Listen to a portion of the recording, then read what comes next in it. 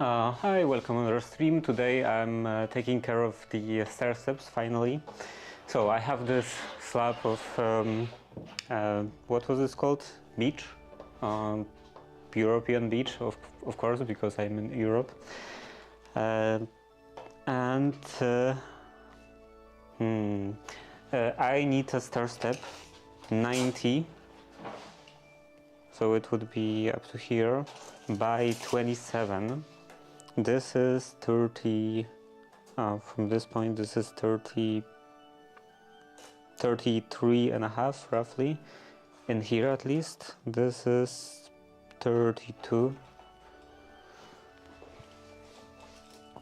Yeah, so I will have to draw a line in here along this edge, and then make a square line in here, perpendicular line in here. Cut this off cleanly, unless it will be, no, I don't think this will be square. So yeah, I will have to make a cut in here and then cut in here, and then I will have a shorter piece with which I can work on the edges. So yeah, both of them I have to do with a saw. This is a bit too much for a plane. Okay, let's get started. Here I will use this level as a straight edge.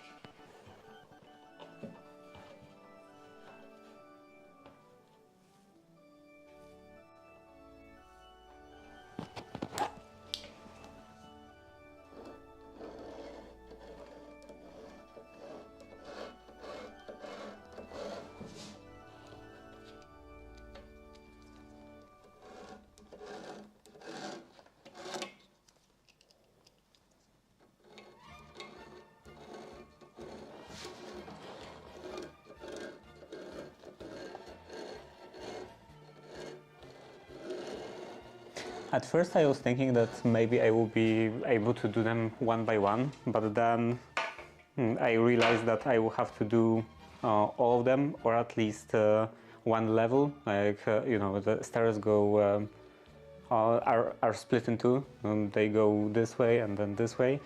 So at least this bottom half, or one half, I am starting from the bottom, so bottom half. I will have to do all of them.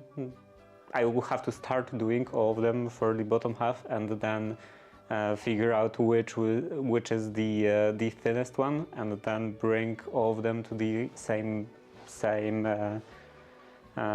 thickness. Because otherwise, when you look at the stairs, it would look quite stupid that the thickness of the stair steps would vary.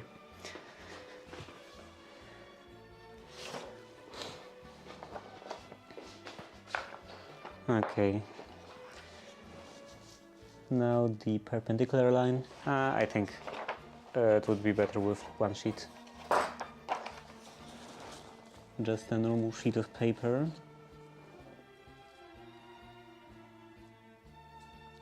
Because it's definitely square.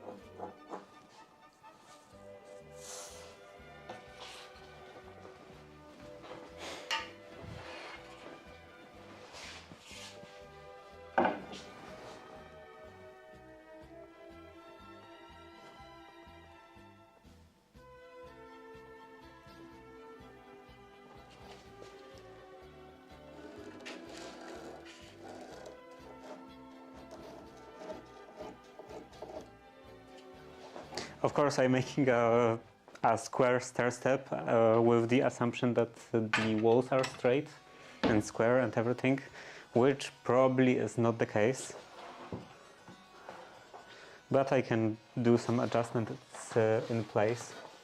Also, As I said yesterday, they are not like straight up. They are not like horizontals, vertical, horizontal, and so on. They are horizontal and then angled.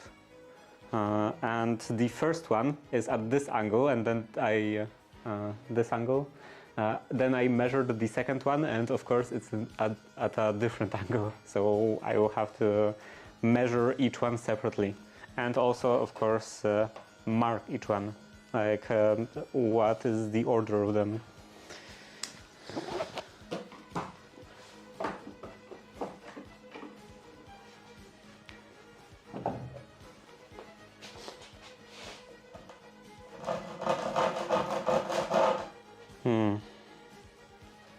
Maybe another clamp in here.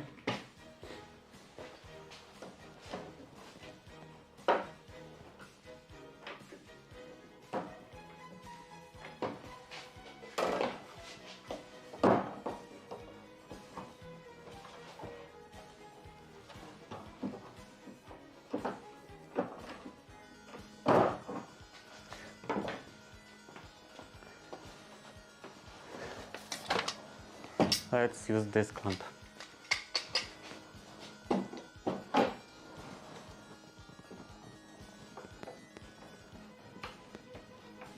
It's actually still not very good because of the apron on the bottom. Actually, if I did this the other way, I should be able to go a bit deeper.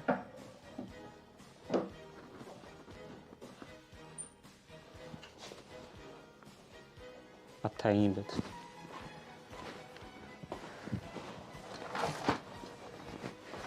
And then in here.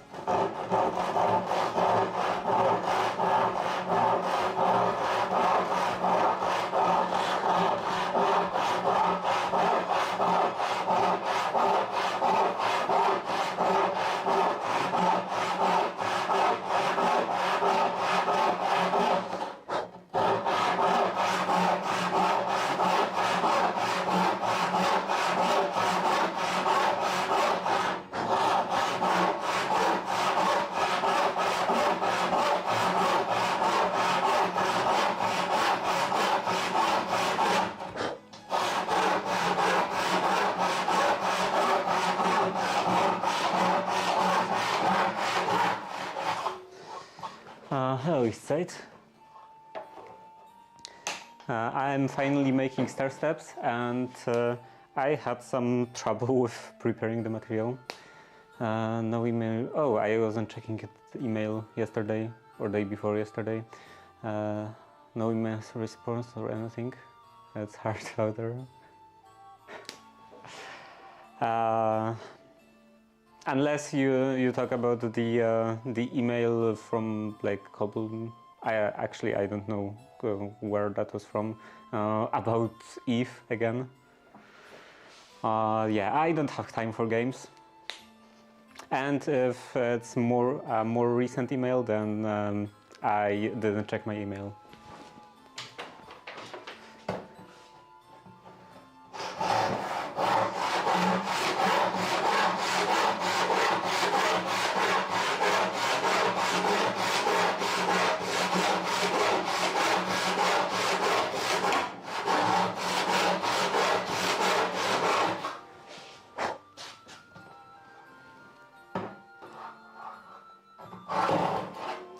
Yeah, at home I don't even have any sort of computer suitable for gaming, so I'm doing all of my gaming in here on stream, and like, when was the last time I was gaming on stream? Like, at least definitely more than a month ago, probably like 2 months ago. I can't try it anymore. There is no point trying.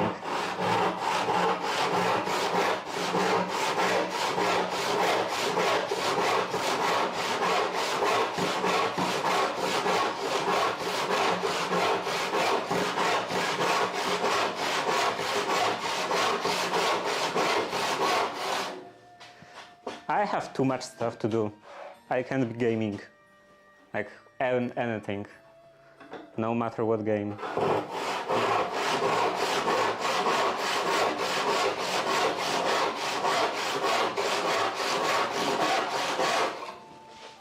And definitely not that game.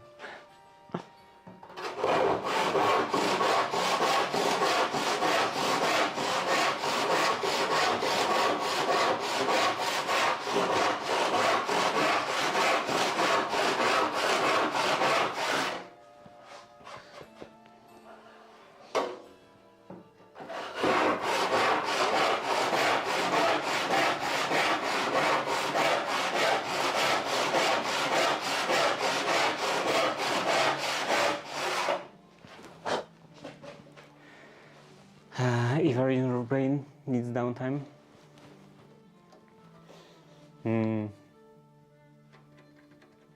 Yeah, I have like really a lot of stuff to do. I'm actively doing a lot of stuff, and everyone is complaining that I do all of this stuff and I'm not finishing anything. That I have all of those projects started.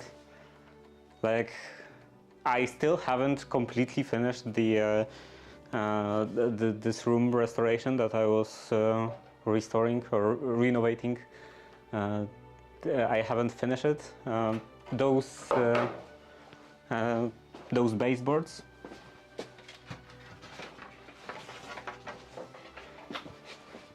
Like those that I was painting some time ago, they are still here. I mean, not all of them. I did start putting them on, attaching them to the wall, but yeah, they are not all attached, not even half. And then I have to still do all of the architraves and stuff. I mean, one set for one door is finished, but then I have to make this sort of spacer between the door frame and the wall, like make it flush, because the previous arrangement was with normal plaster on the bricks. So now that I attached drywall, it added some thickness, so I have to make up for that thickness with some strips of wood around the door frame.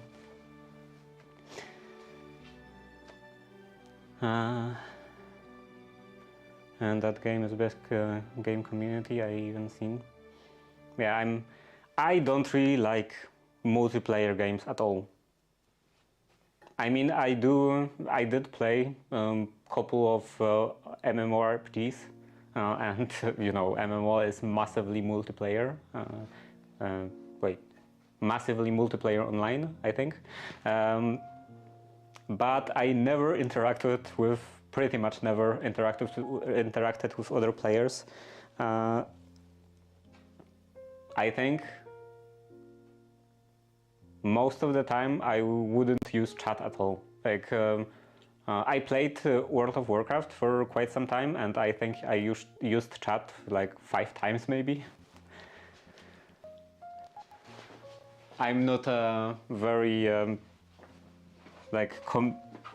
how to say that, community interactive person. I prefer to just play by myself. If I play something, and I usually don't. But yeah, even if it's a multiplayer game, then I would play by myself, and typically I prefer single. And yeah, rest. When do you do that?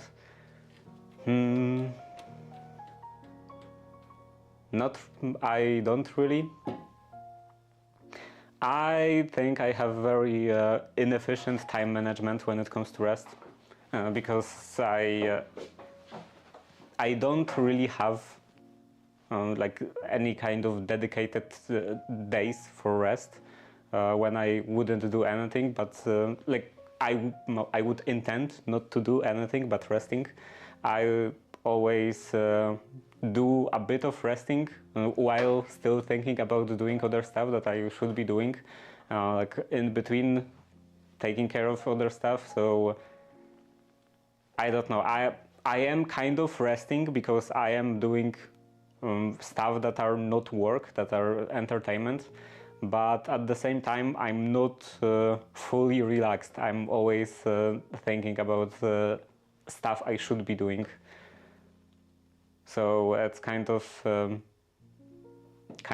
half resting and a constant stress. And then being an artist, I have more downtime than most, maybe, but it's part of the whole thing.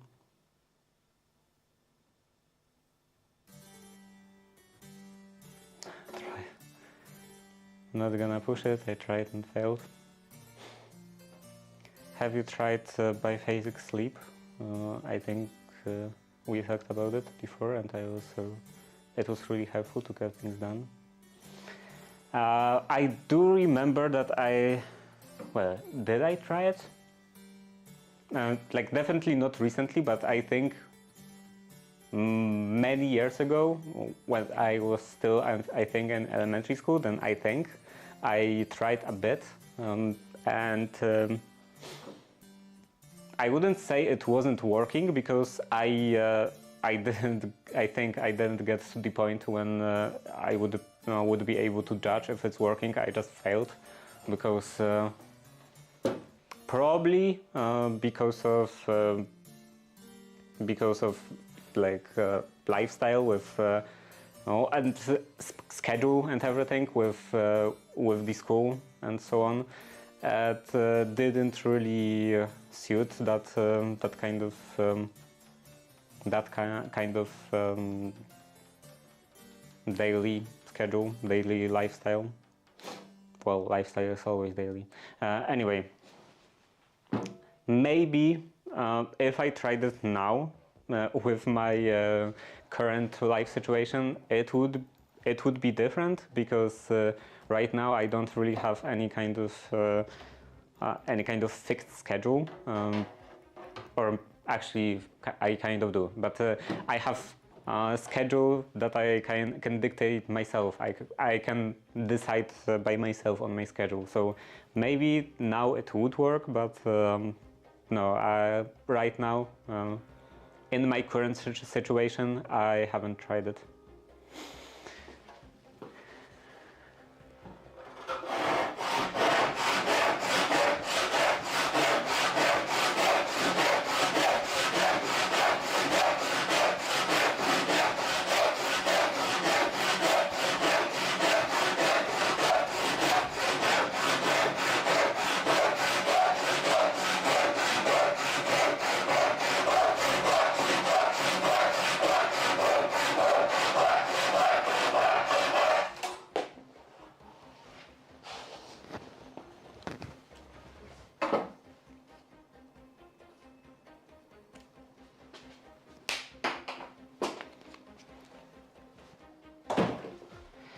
Okay, now do I want to make this cut?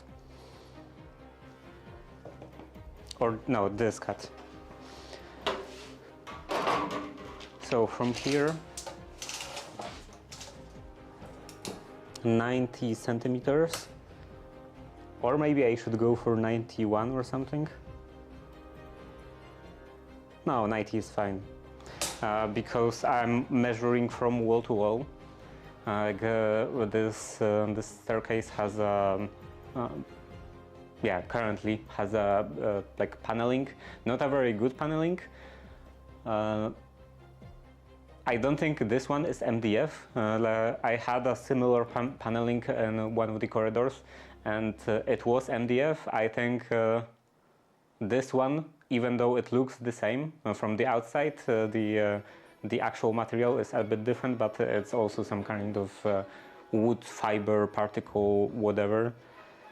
Yeah, it's covered in this paneling, so it also has some kind of free space, some air between the actual wall and this paneling. So, and then I'm not gonna redo the original wall. I'm just gonna put a drywall, like replace the paneling with drywall. And these stairs I measured between like wall to wall. I took off a bit of paneling, so it was 90 centimeters, and a couple centimeters from each side will be covered anyway by free space and a drywall. So even if it's like a couple millimeters too short, or even a centimeter too short, it shouldn't really matter. And yeah, self-employment is the best, man. I hope you make this stream thing work for you. Yeah, it's not working for me. It's really not working for me. Probably because of my expenses.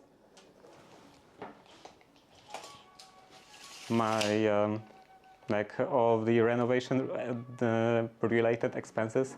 I spent a lot of money, and also I bought this thing. Actually, which money I spent first?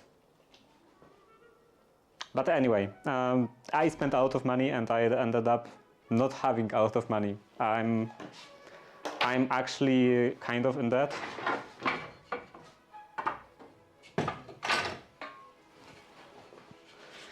So yeah, I have to really make this streaming thing work for me, because I'm struggling financially. I mean, I wouldn't die or anything if I couldn't get any money pretty soon, but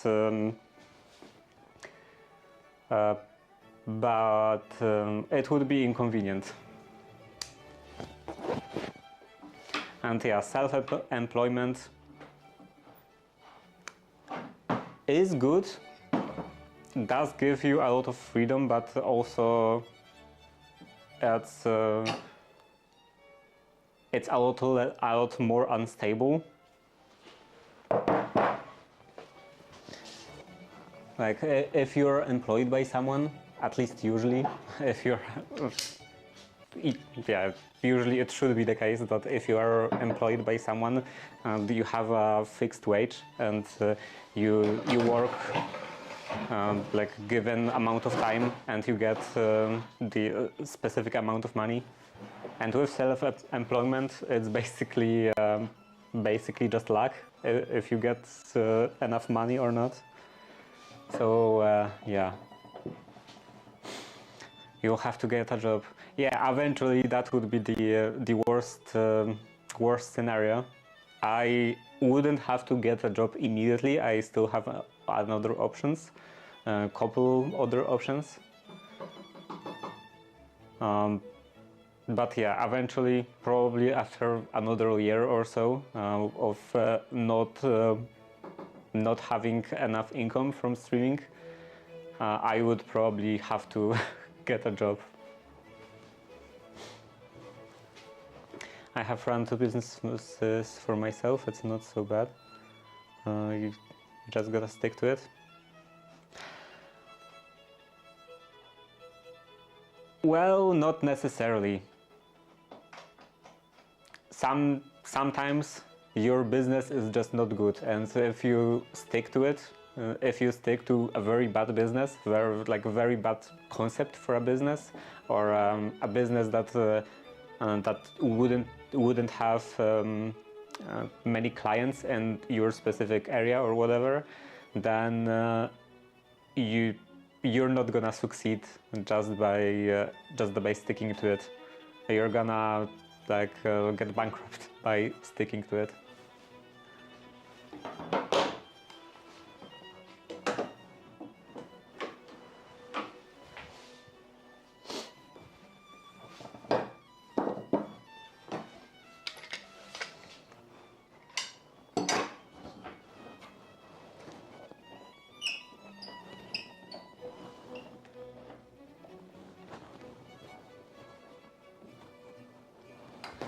Sticking to it only works if you have actually something valuable to offer. Okay, now this is a tiny bit more difficult because, okay, you can't see anything.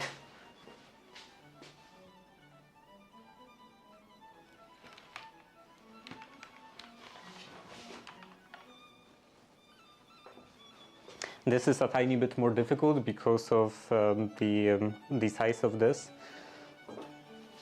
It's hard to judge when to place the saw. Where to place the saw.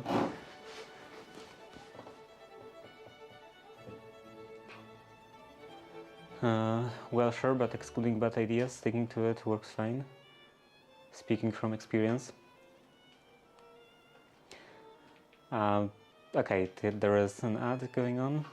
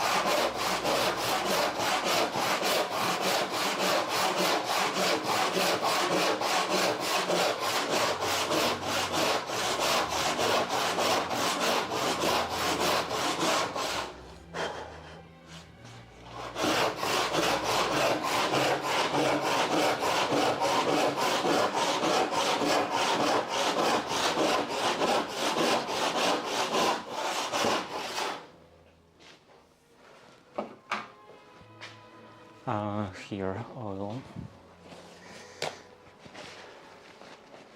And ads are gone. So yeah, excluding bad ideas, sticking to it works fine. Again, speaking from experience. The problem is that bad ideas are actually quite common, and also judging if an idea is bad is not actually that easy. Often it's not that easy, just like straight away, just from looking at it. And also, speaking from experience, it's kind of the same problem as life experience. Like people say, old people say that their advice is good because they have a lot of experience, like they are so old and all, so they have life experience, but like they only lived once. Doing something once is not actually that much of an experience. Just because something worked for them doesn't mean it will work for all the other people. Like they had their circumstances and their situation, their luck, and their whatever, and their talents, and other people are different. So yeah, like you said, you have run. I have run 2 businesses for myself. 2 businesses is not that much.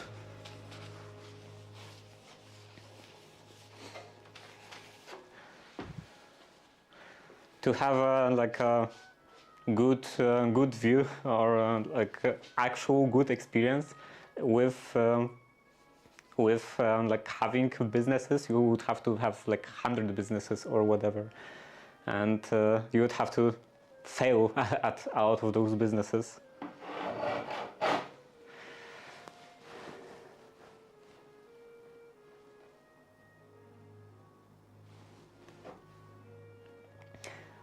Stop, it's not that hard to set up a business that works. Do something you like and are good at, and push it to work. Yeah, so like you do something you like you produce something you like.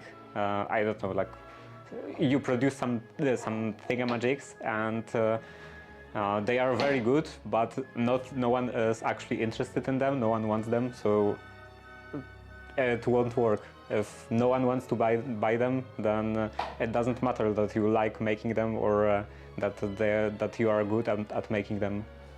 No matter how much you push, if those things are useless to everyone and no one is interested in them, then it is gonna fail.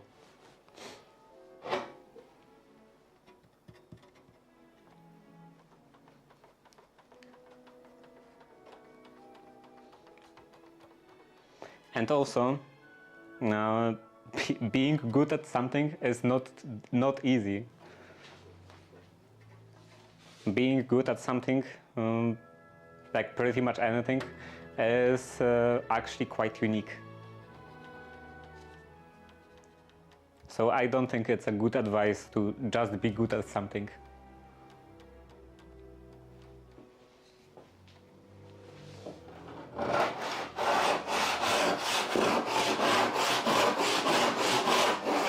It's kind of like dating advice, don't be ugly.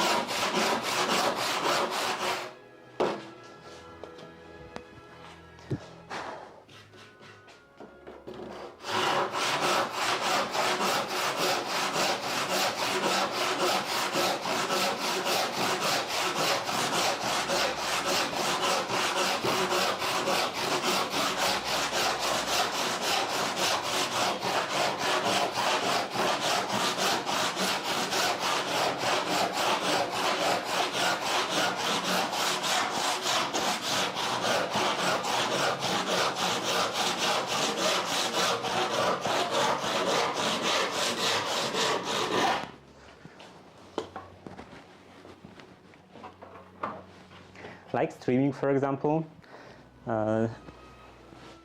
it is I don't know if it's like the best occupation ever, but there are, at least for me, there are the worst choices, and I'm not very good at it. Like I'm not very successful at all, and eventually maybe I will learn it. Maybe I will like improve and even succeed, but I don't think it's guaranteed. Okay, now I have to cut this.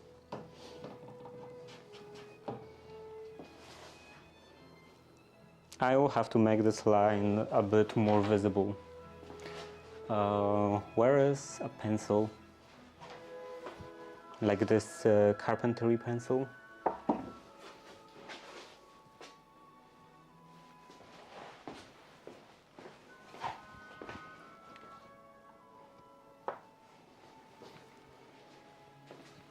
Oh, here.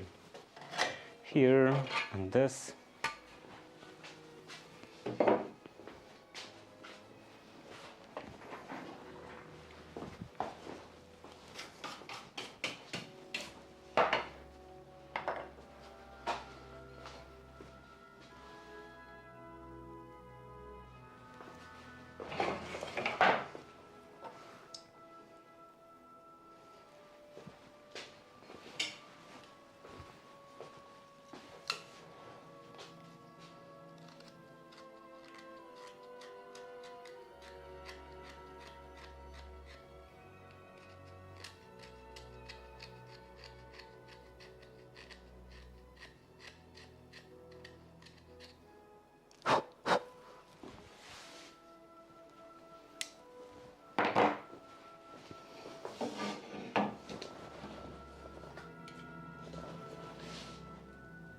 I wish I wasn't so negative, but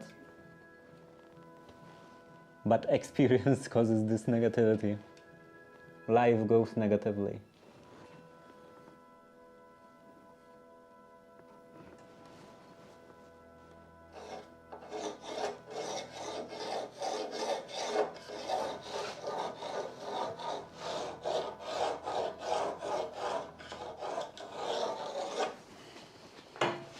Okay, now it's a bit more visible.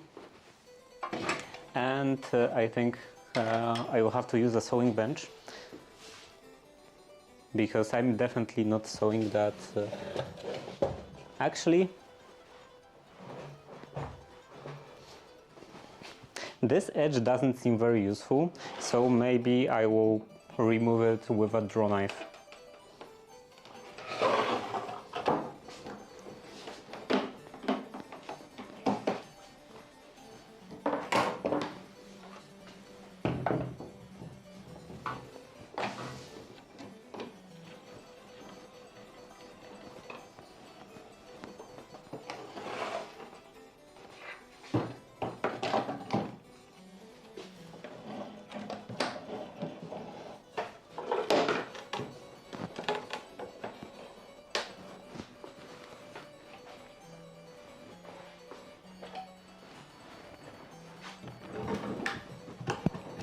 First is bark.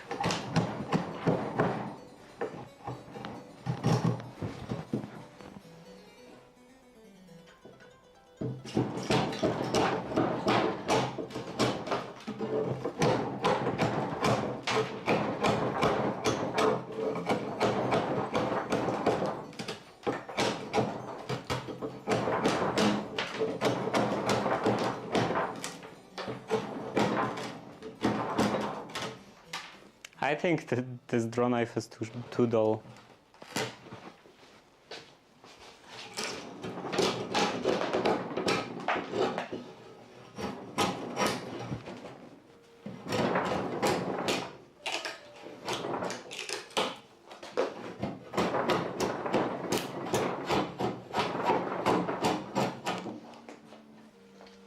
How about using a hatchet?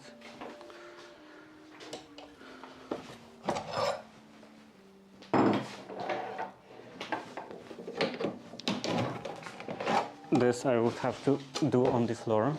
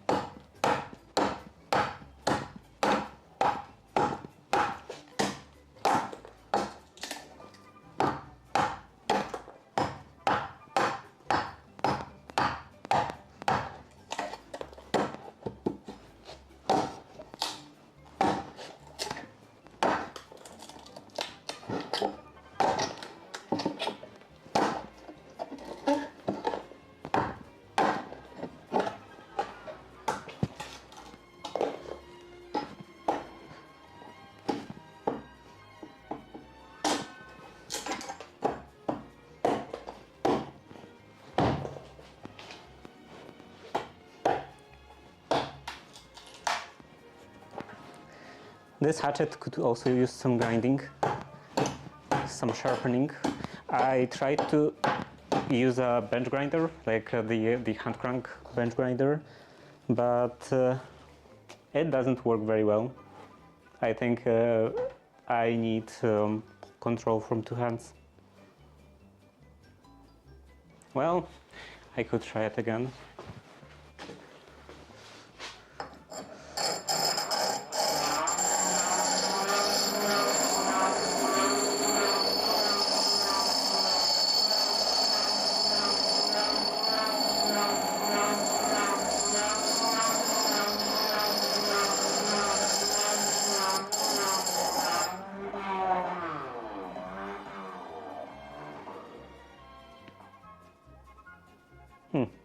Maybe it would actually work.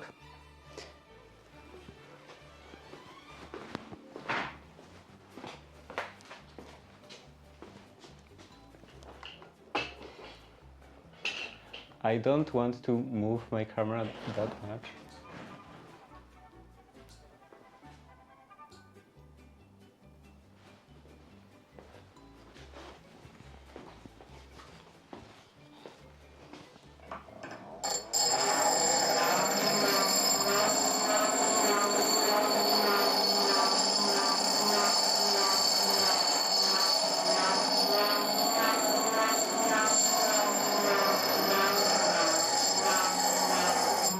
I think it will only work for one side.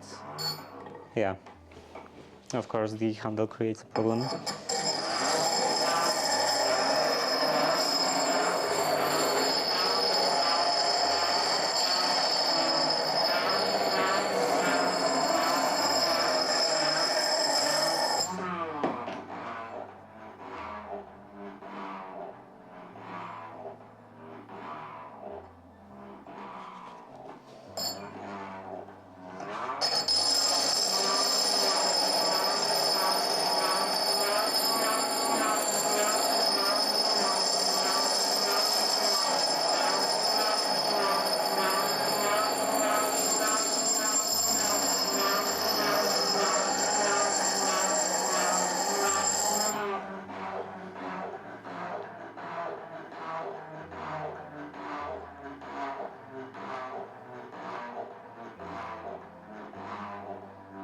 I need to go much further. I still have a flat side in here. I think I was shaping this curvature and then I just stopped. Any further refinement?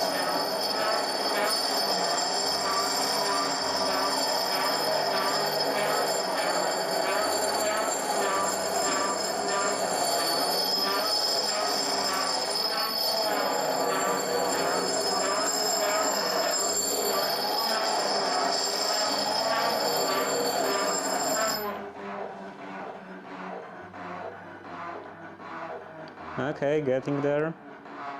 Still in the middle.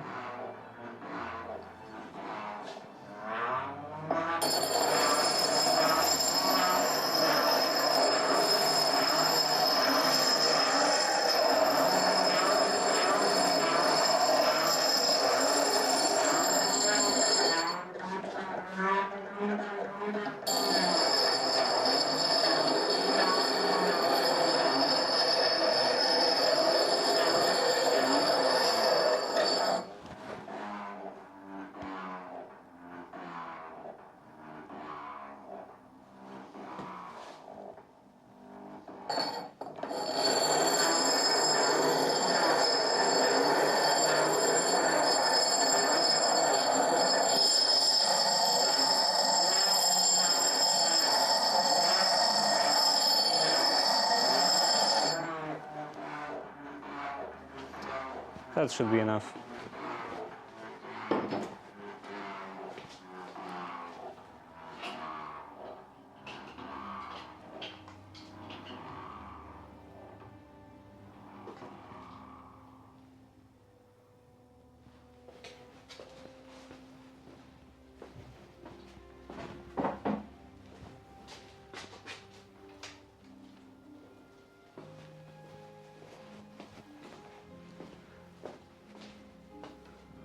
Okay, so continuing.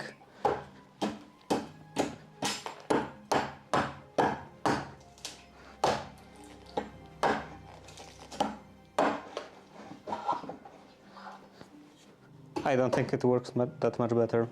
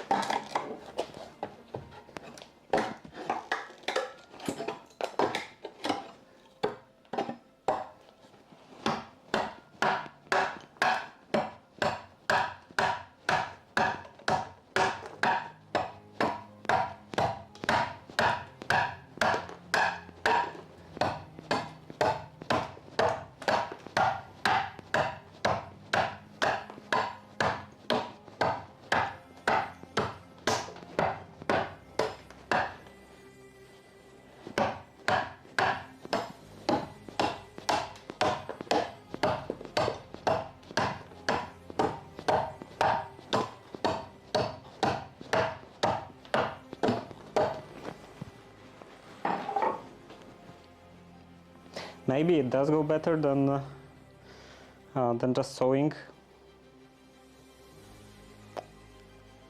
but it's also quite tiring. I'm not completely sure if sewing would be less tiring, would be more tiring.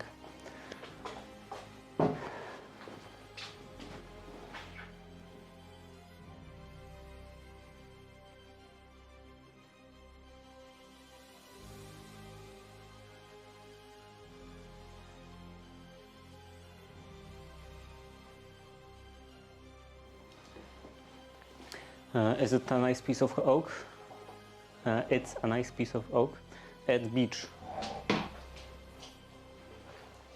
I didn't really choose beech as just something that's easily available locally, because there is a lumber yard that sells beech in here. Like not in here, relatively close. In the same region.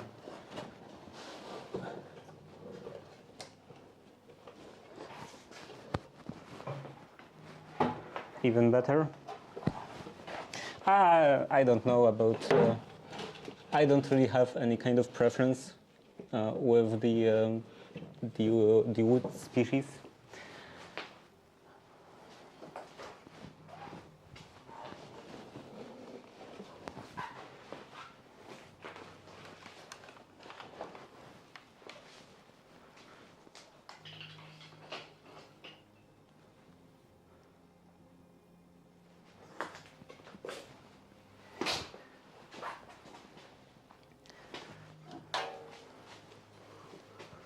I don't think I ever actually used that saw yet.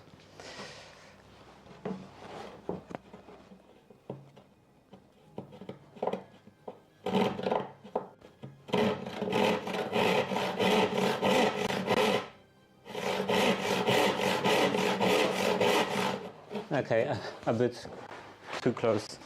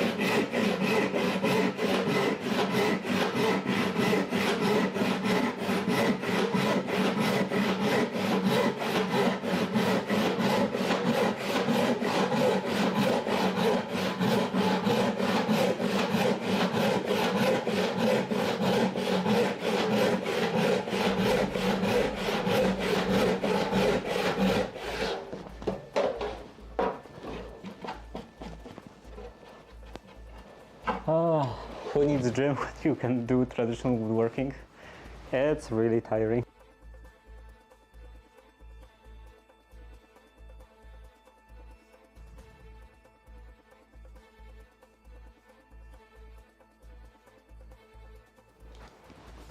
Especially because I'm working with just one hand. If it was a big, very big frame saw, like one that you push with both hands, or one that you hold with both hands, then it would be easier, it would be less tiring. But yeah, doing this, there are easier things to do.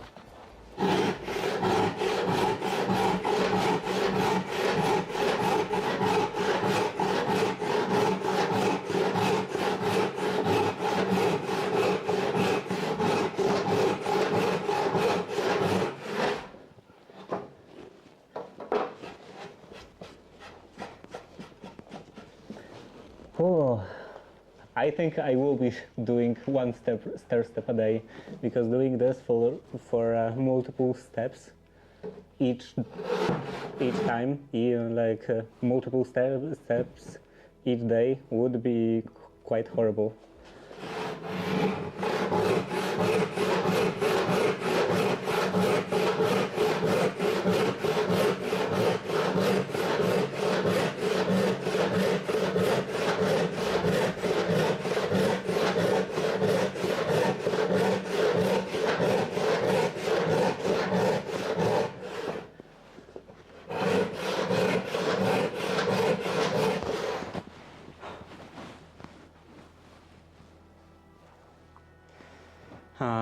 Get a power tool and it's done in no time. Then I would have to buy a power tool.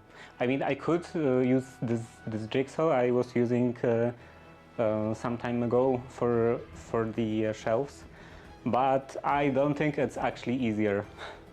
Like using the electric jigsaw was quite horrible. It wasn't that fast, and it was also quite tiring to use.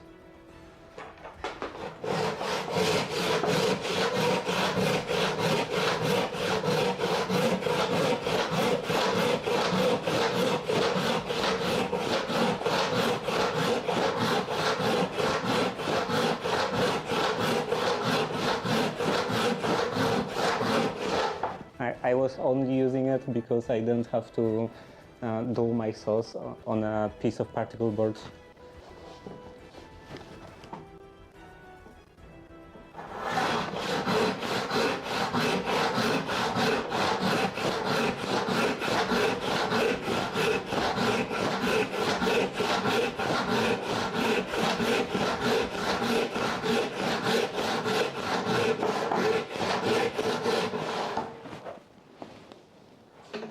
It would be nice to have a bandsaw for this and just in general, but I don't have money, yeah, especially money, and also space for a bandsaw.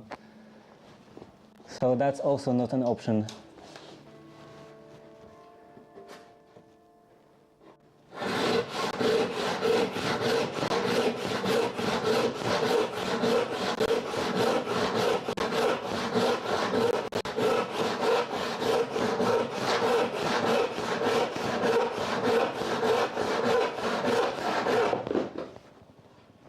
Okay, one side is done. Then, what to do next?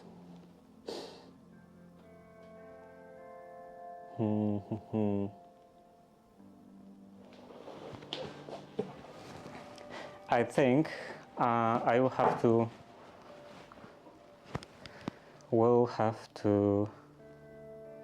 What would be the best option? Okay, I think I have to plane this edge so that it's relatively square, and then mark the angle, like mark how much lower this side would be, and then from this point measure 27 centimeters.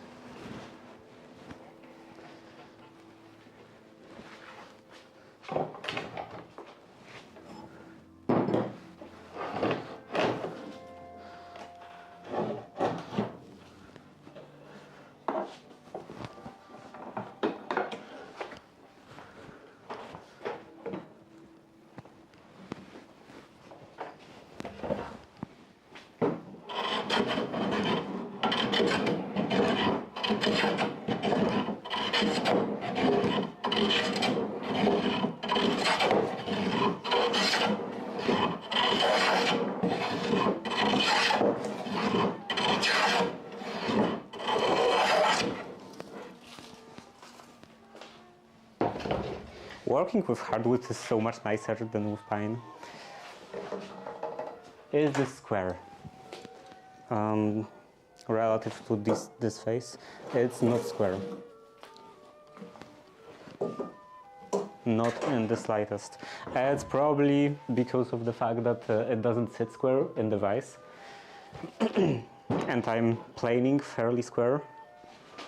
So like this.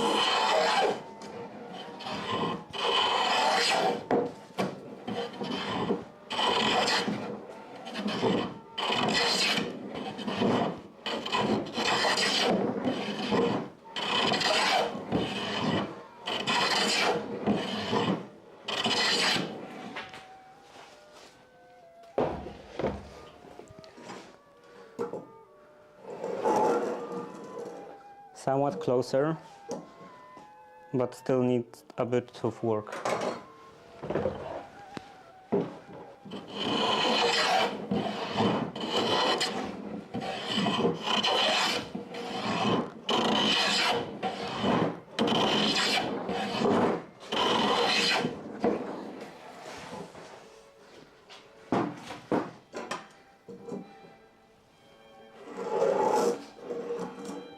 Okay, now it's square.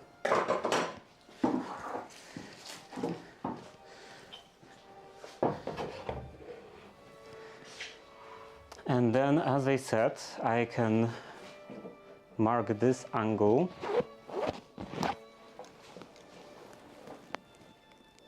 I think on both sides.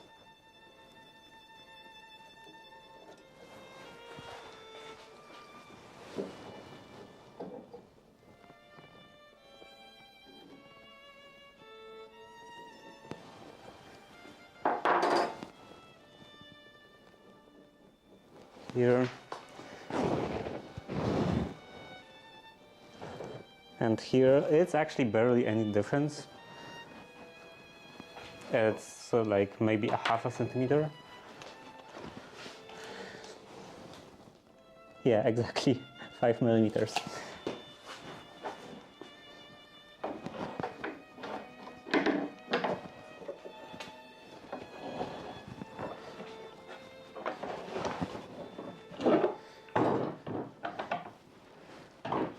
So I can just measure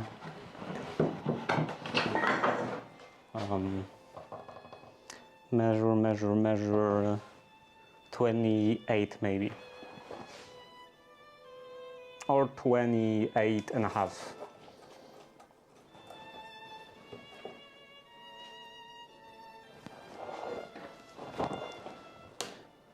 Just to be on the safe side. Actually, no, I'm not sure. I don't think I will cut or remove that much. 28. Okay, 28. 28 in here, and 28 in here.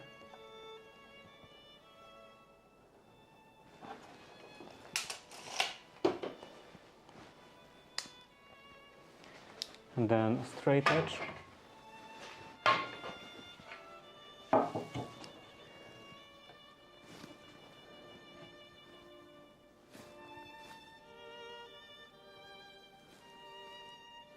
A straight edge and the other pencil.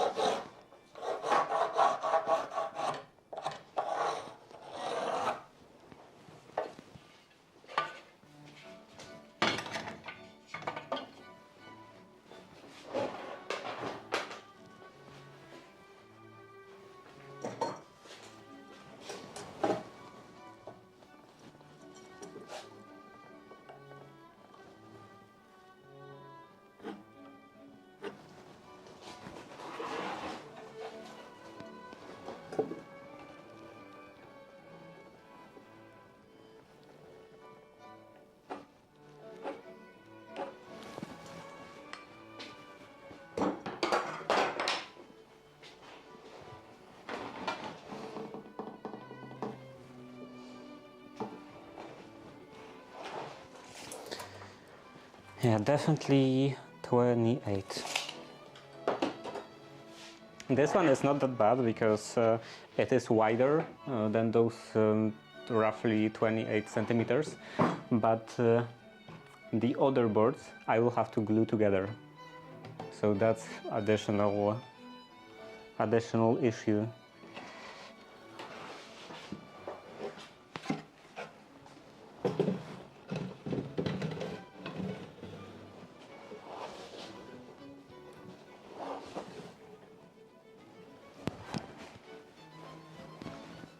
What did I do with the saw? Here. And another one.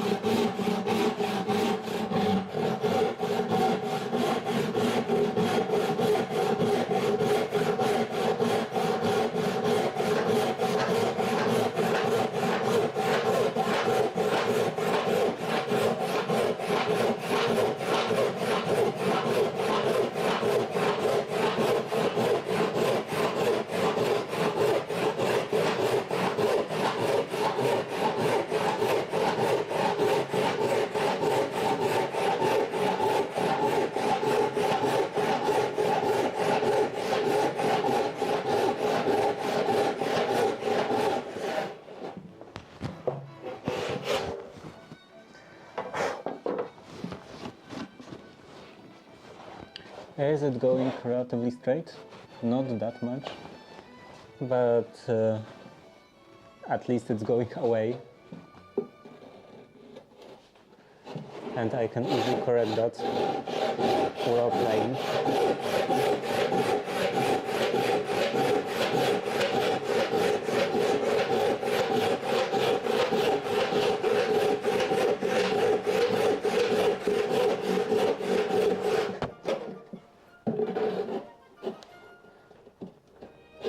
Ooh, it's getting tight.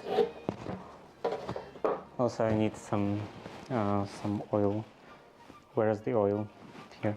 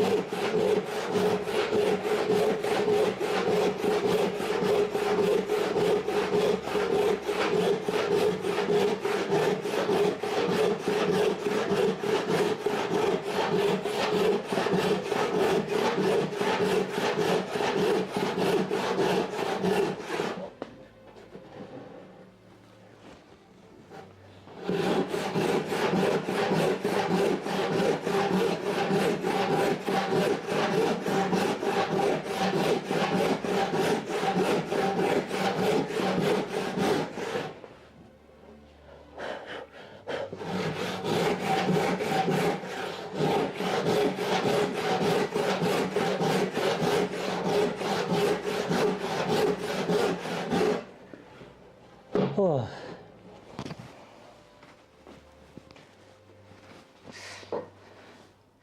By the end of the staircase, my right hand would be probably huge.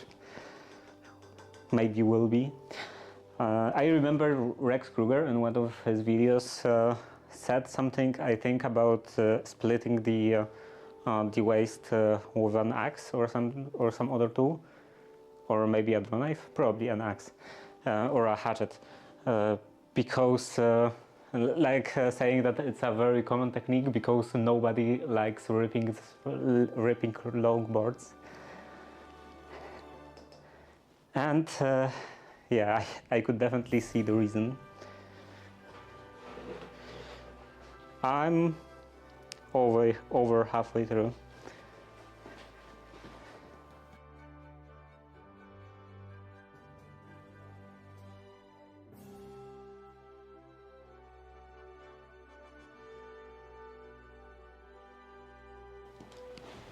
At least it's much easier with a sewing bench, because if I had to do it on my normal bench without a proper position, without sewing down, it would be horrible. I don't think I would be able to do it at all.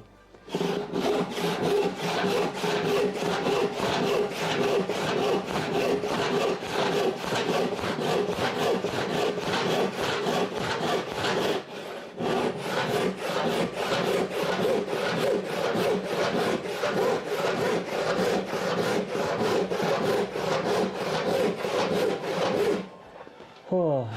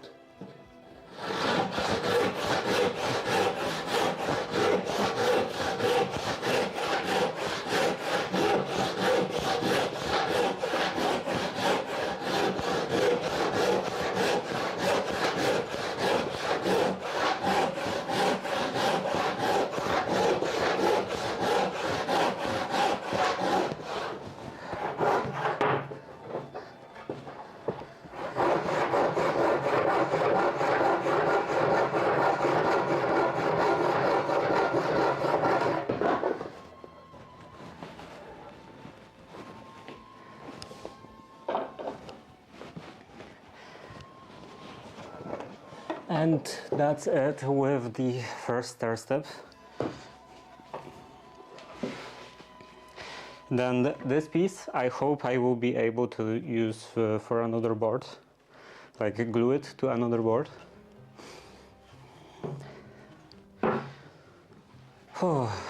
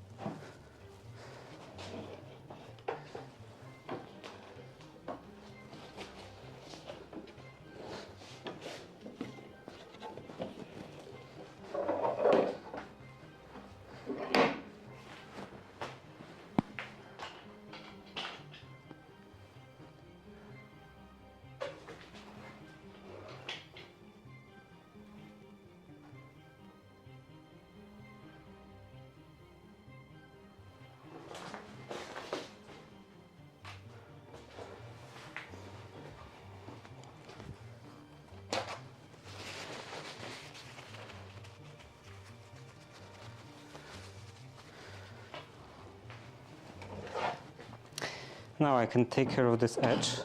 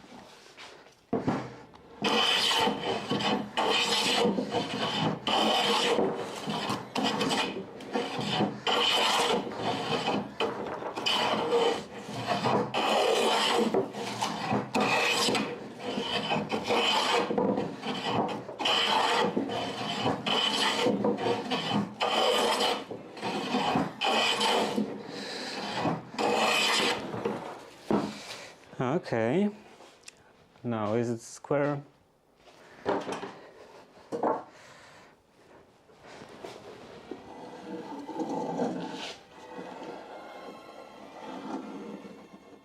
And here mostly, and here not quite. Oh.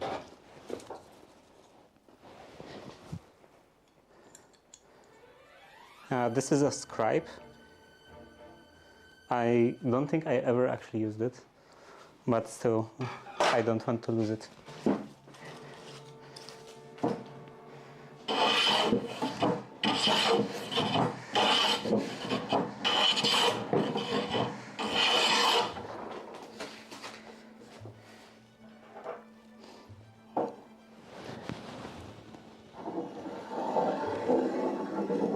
Now it's the other way. Now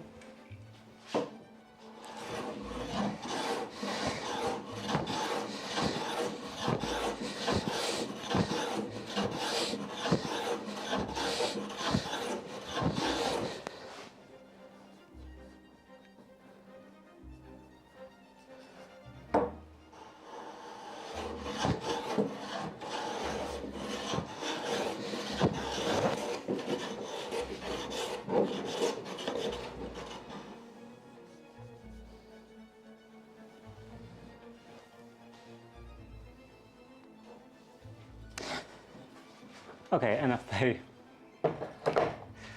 I have to plane the face.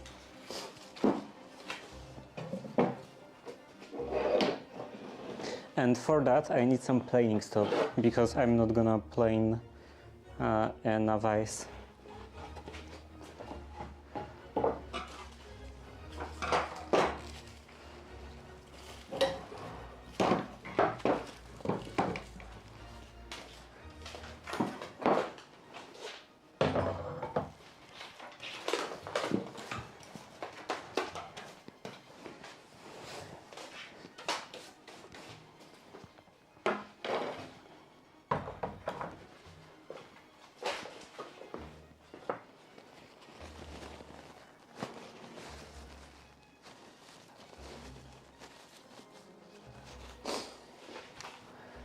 What can I use for a planing stop? I think I had some sort of something in here somewhere.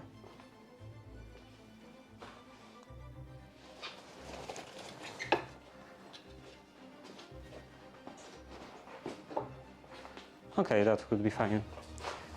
Here.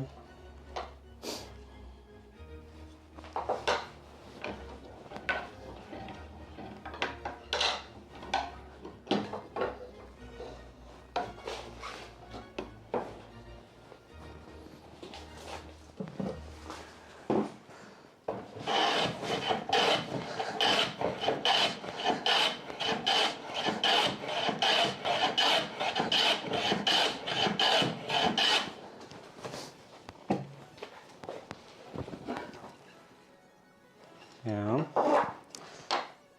And some drilling.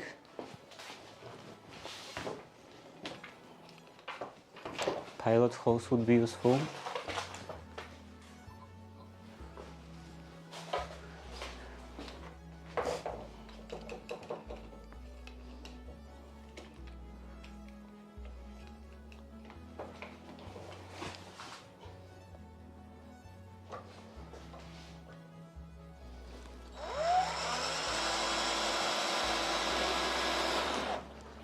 In the past, I didn't want to put any holes in this table, but now I don't care anymore.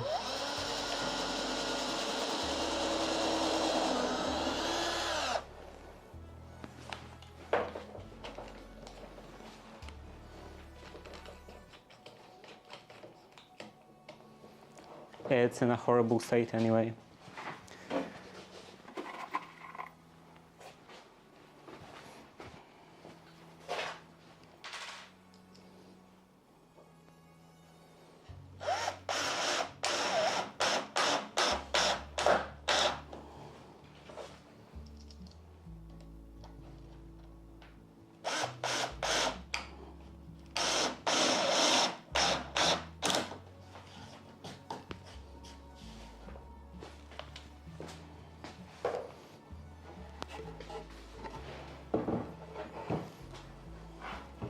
Yeah, this is the face.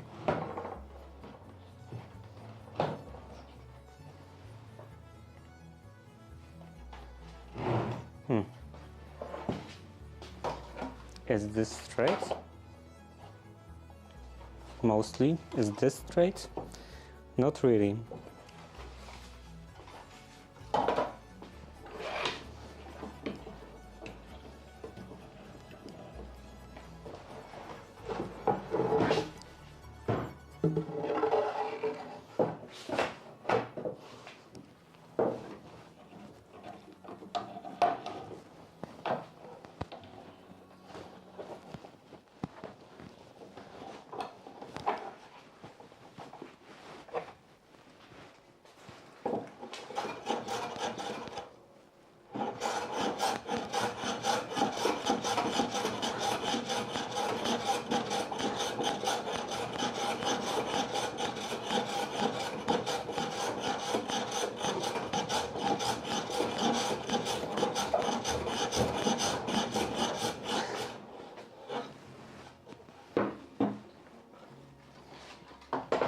Or with this.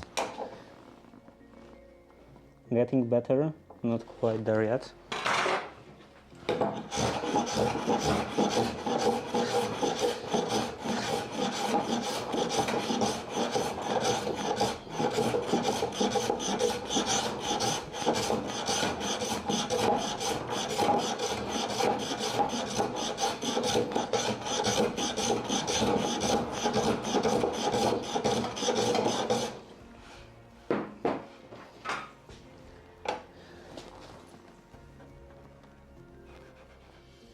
Okay, now it's fine.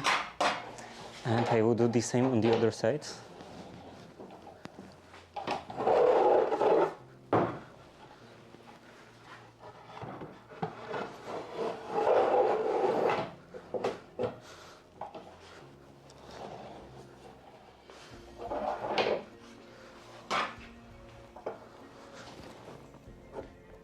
The other side doesn't need it.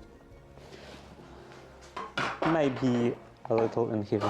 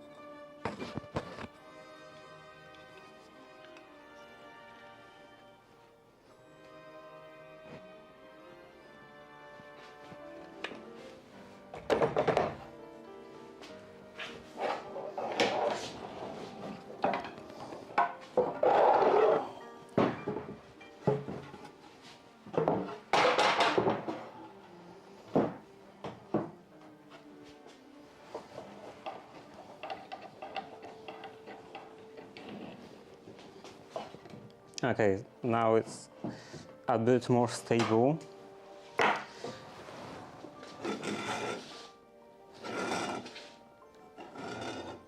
And it's even relatively flat. Not perfectly flat. That could be worse. There is a bit of a low spot in here. How about a wind?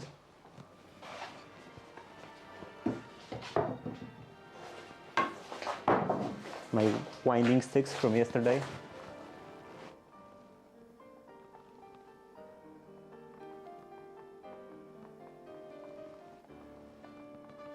Yeah, I don't really see anything, so looks like it's actually flat and straight.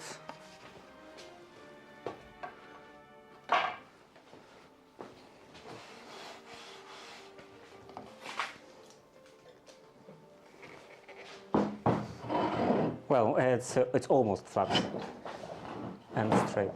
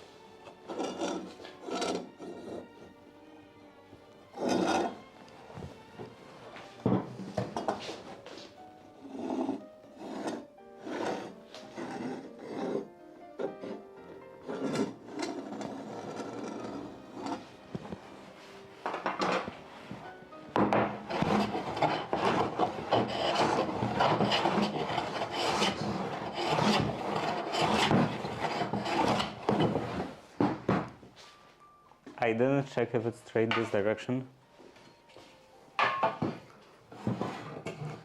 Because it seems like it's not. Yeah, it's not.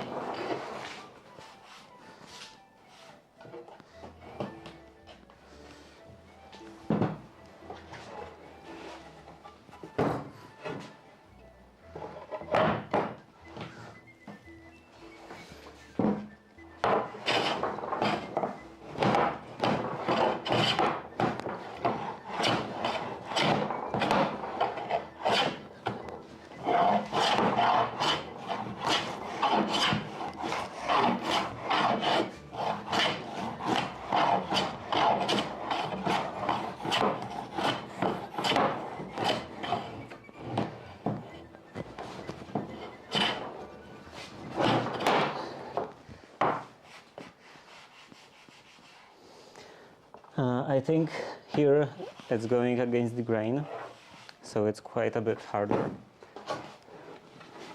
I guess I can do it from the other side.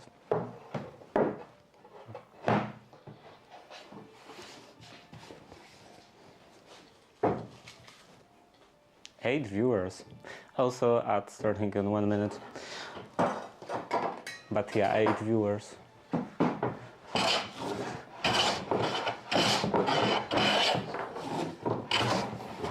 I wonder if today people are just sitting at home and don't have anything to do, or just woodworking is especially interesting or something, or especially relaxing, maybe.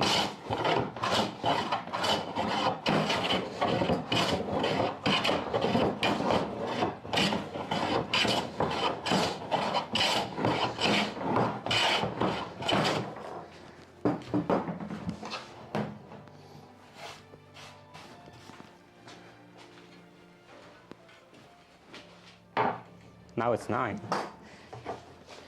Okay, it's getting better,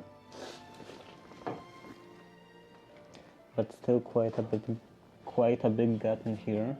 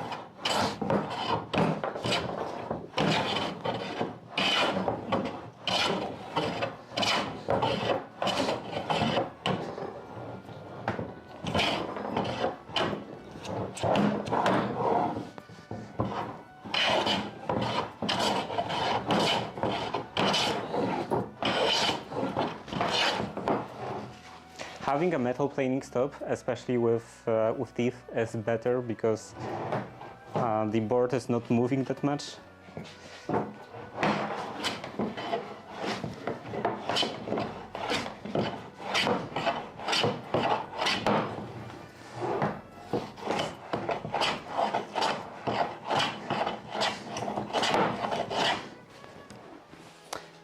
What if I put a clamp in here?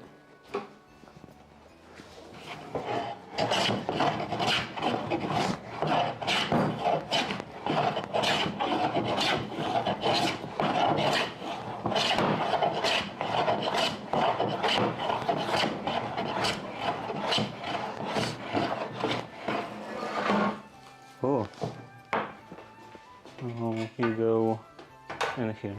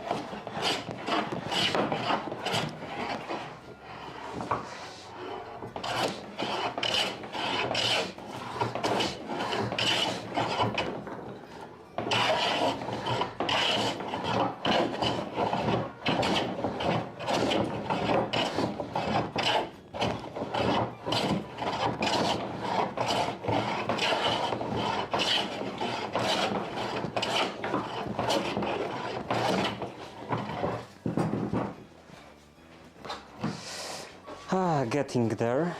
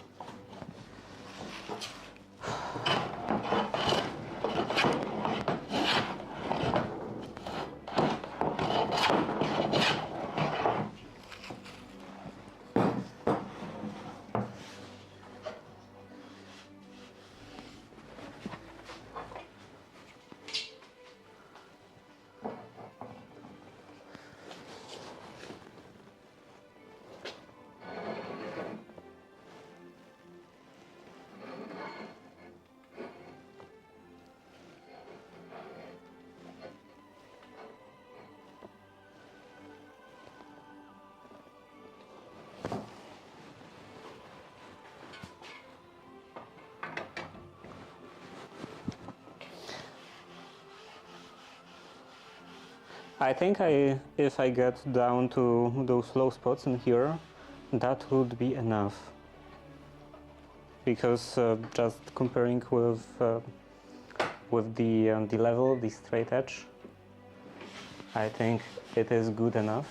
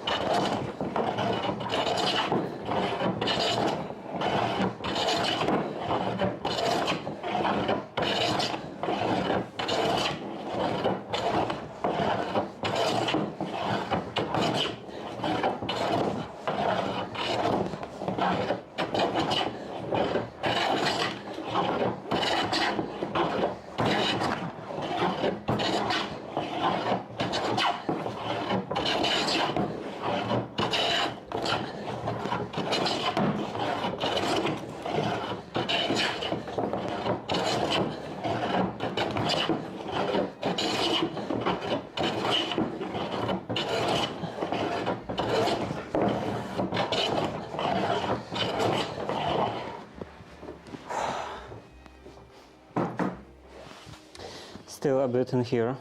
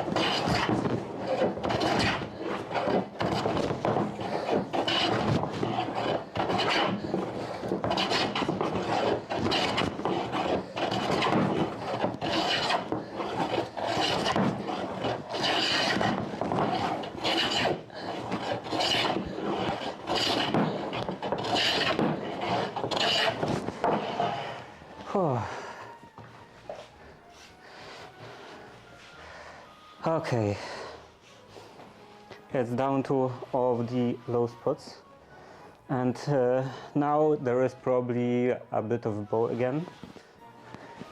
I expect that I will have to take off the end.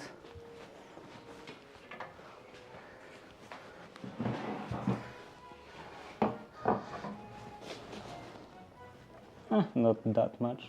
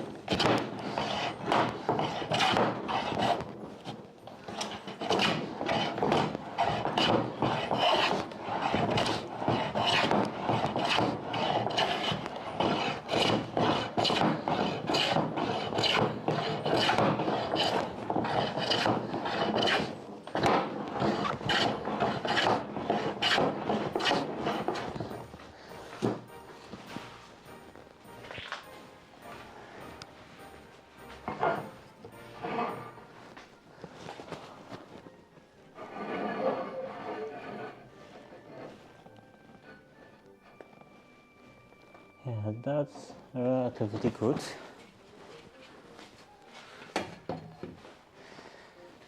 Now this way.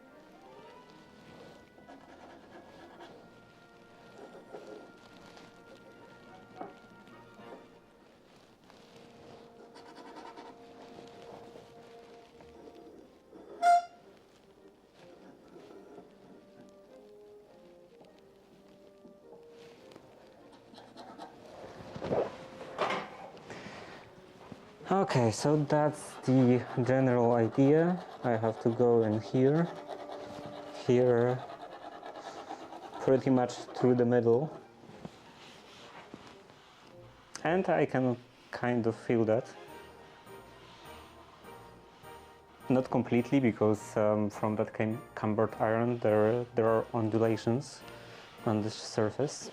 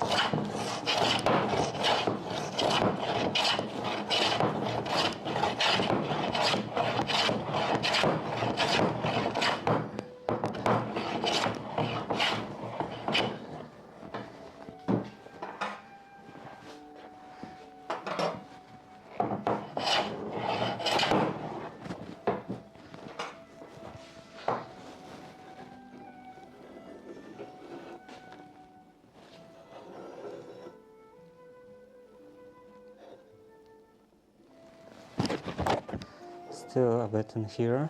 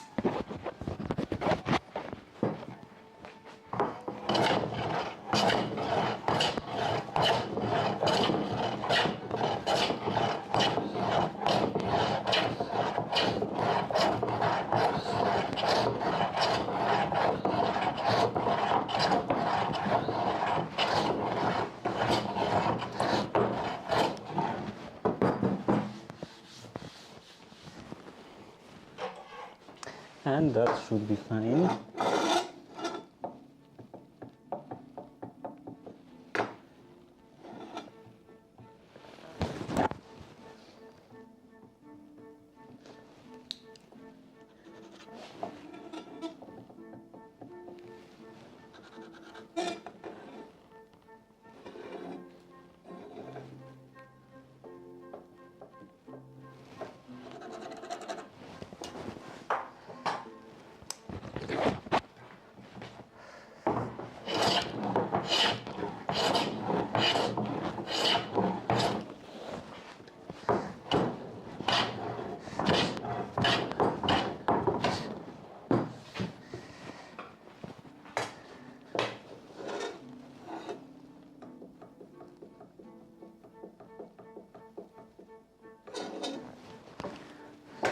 Okay, that's good enough, I think, for this plane.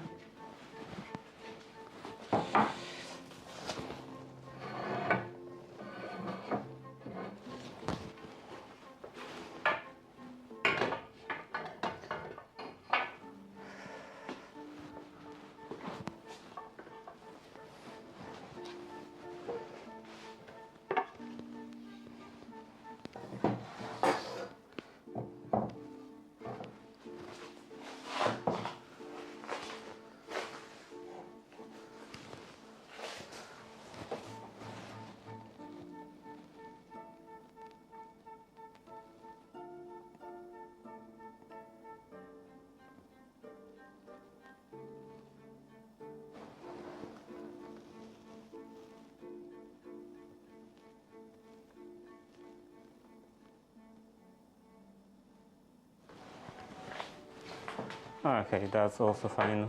Maybe there is a little bit, a tiny little bit, but I don't think you would notice that on stairs. Okay, now I can move on to the smoothing plane.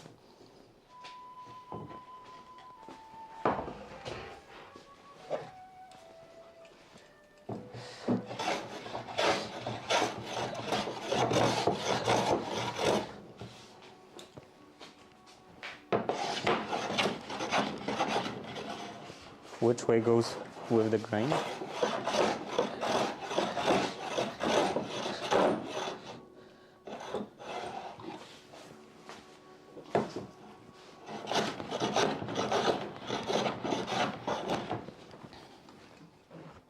Also, I don't know if this doesn't need sharpening. And it's also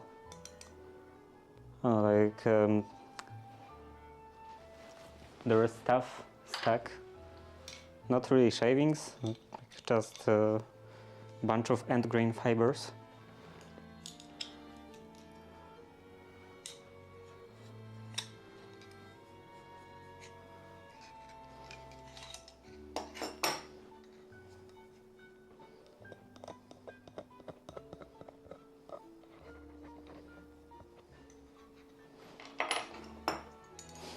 If it's already disassembled, then I can do quick sharpening.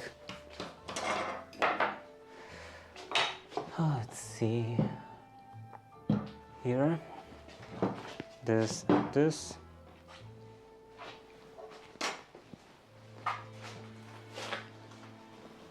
And then I want my angle guide.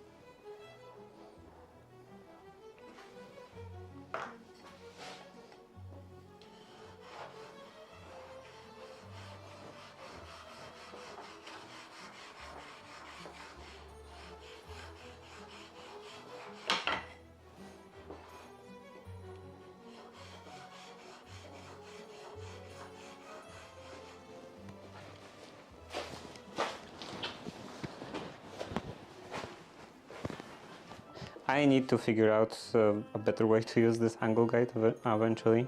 Maybe something with a diamond plate holder.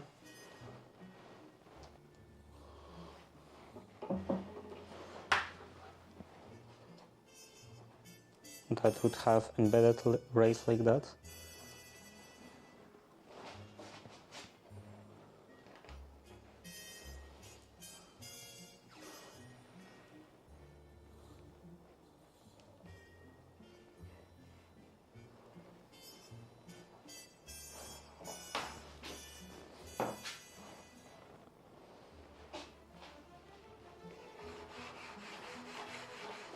Okay, that's better.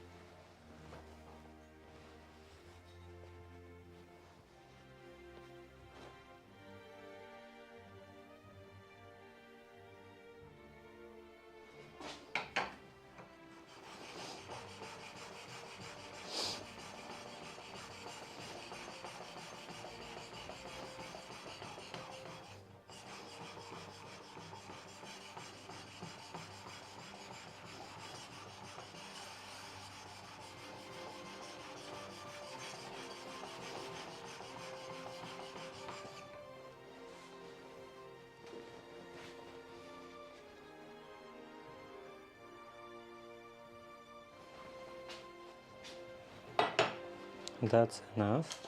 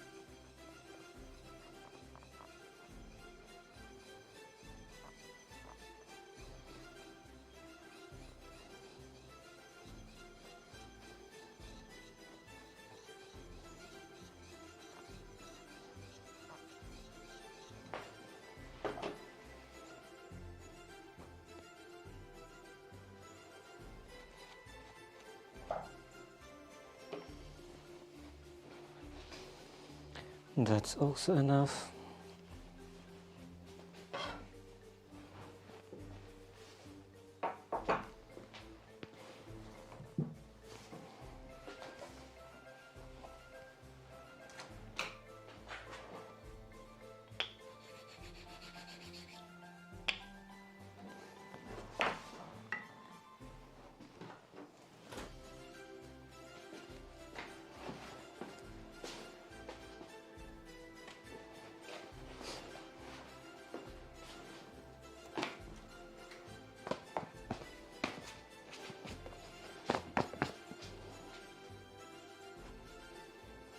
It did have a direction once upon a time.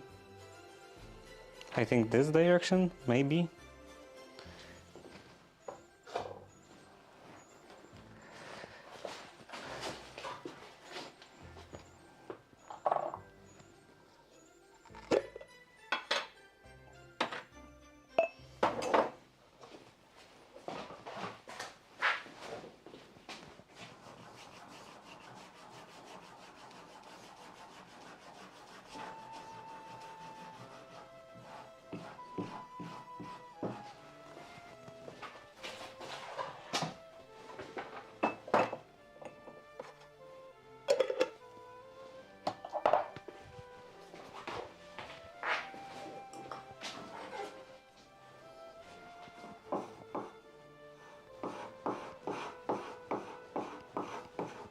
Or maybe not this direction.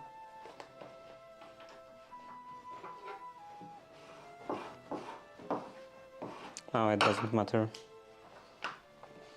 Actually, I mean, both sides have roughly, I think, the same kind of resistance.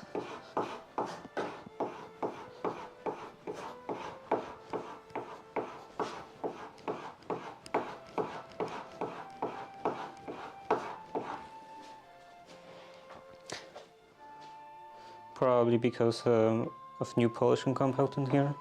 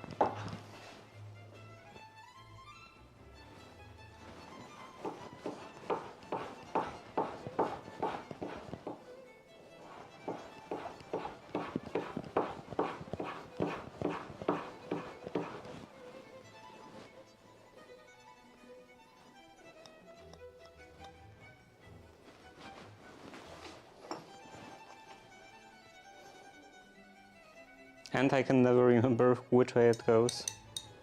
If the round hole should be on the bottom or on the top.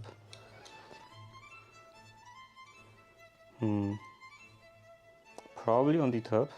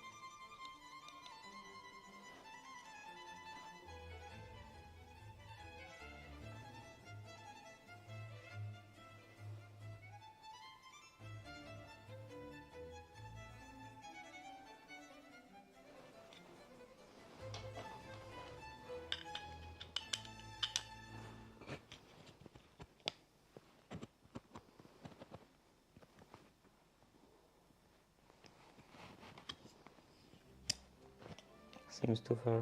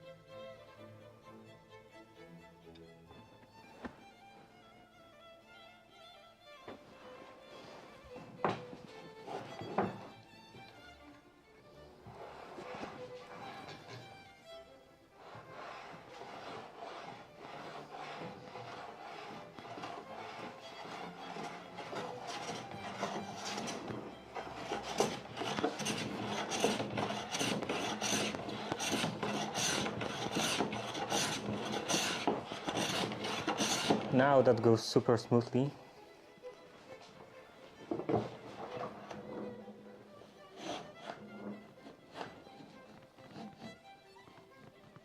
And mostly in the middle.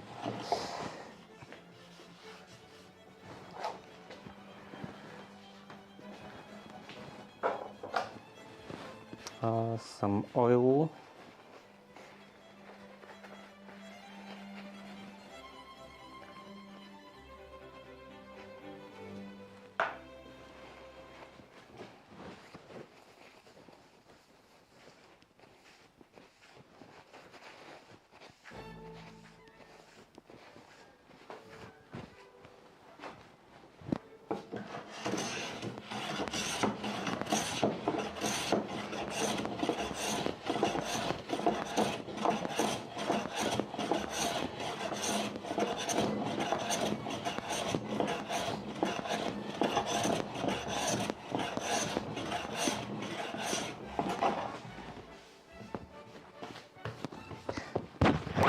It would be useful to have this.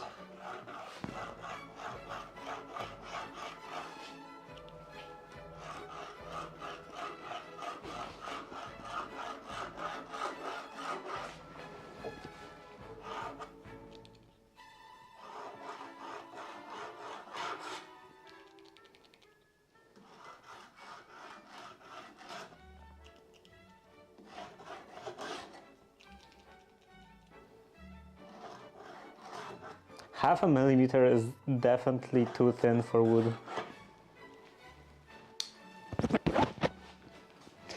Okay, now let's see.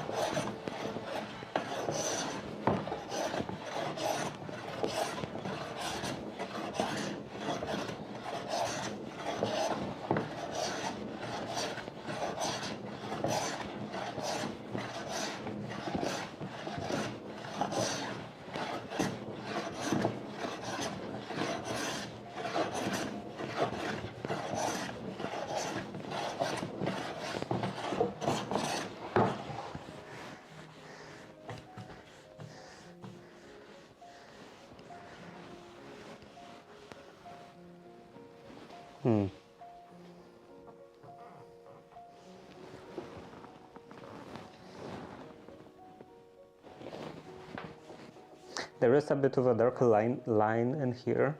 It's probably from the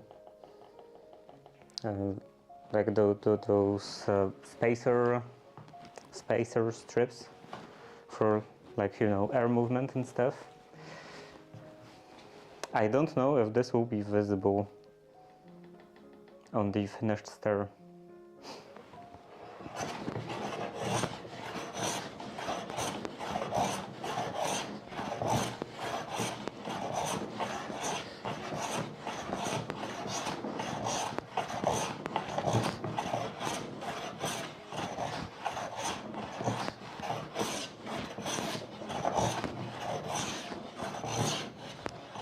It seems to be going pretty deep, so I don't know if planing down until it's not visible is really an option.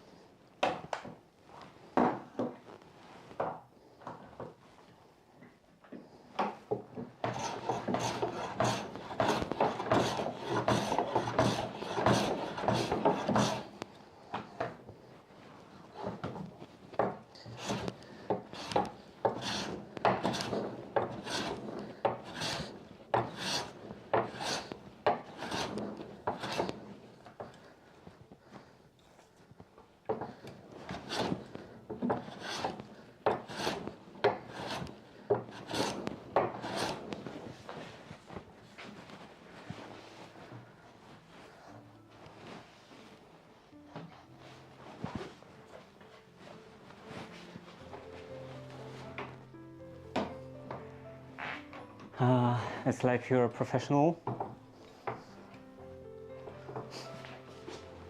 I don't think a professional would go through that much effort.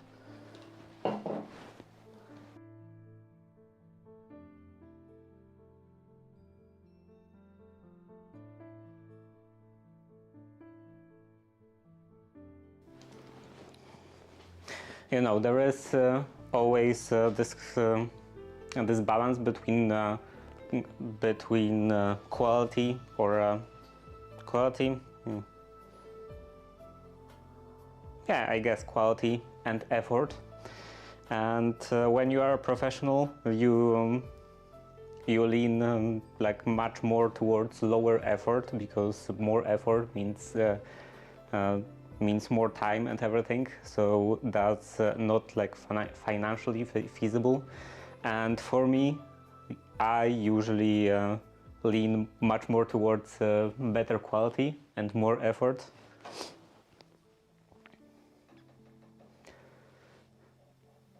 Guys that focus on stairs make good money there.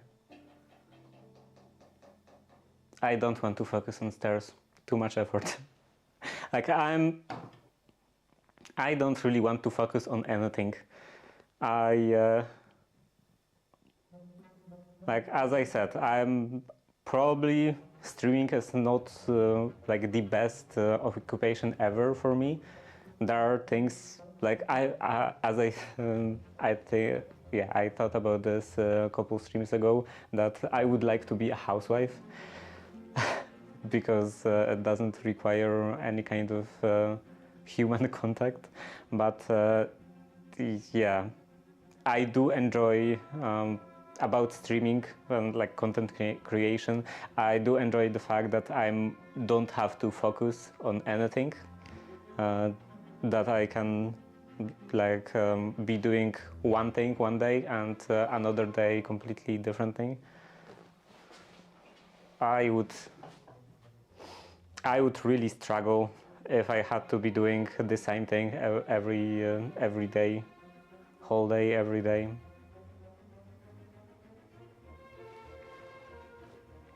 You want money given to you? Not sure that's realistic.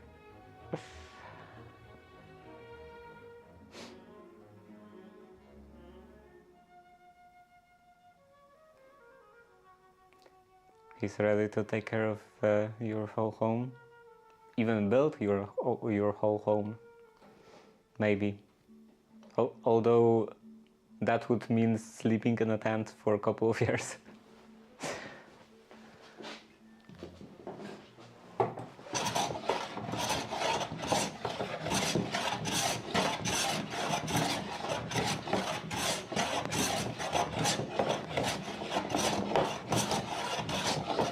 And also, as I said, I don't really want money given to me, because not because of like specifically money giving, but because money giver would probably be someone really career oriented. At least I feel like that. Like someone who could afford just supporting financially another person would probably be very career oriented, and I'm not interested in someone like that. So yeah, it would be nice to be a housewife, to like exclusively take care of the home and not have any sort of boss or any clients. but it's not realistic. I don't expect that something like that would ever be an option for me.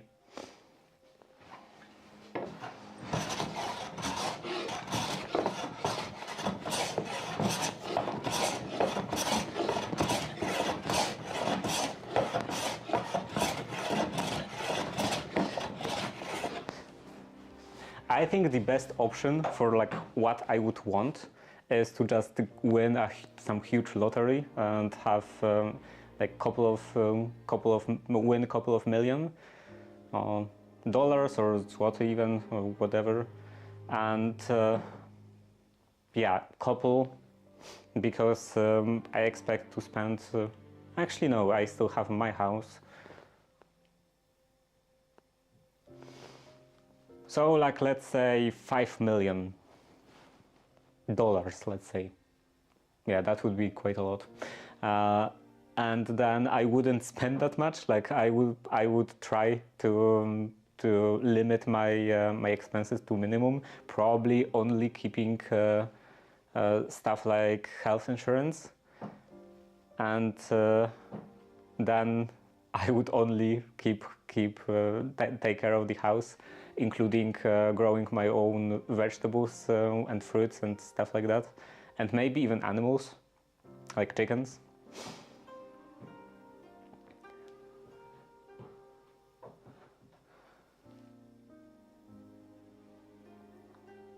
Yeah, those people, they are the worst. What was that about? Do you mean interacting with boss or clients? Yeah, those people. Mail order might be what you need. Mail order? Mail order what? What? What are you talking about?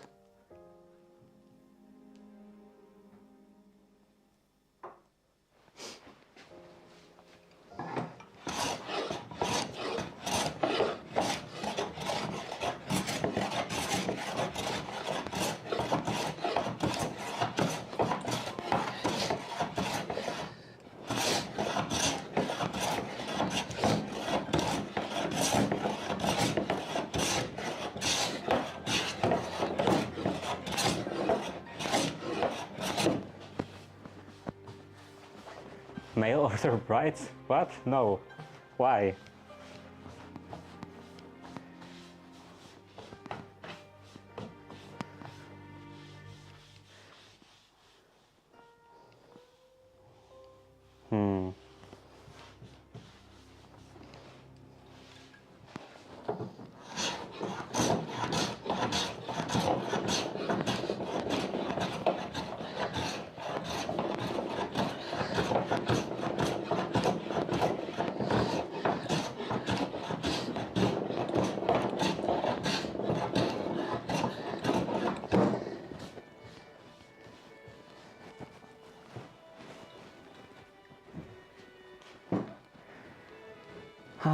Because you don't leave home, it's hard to meet anyone that way.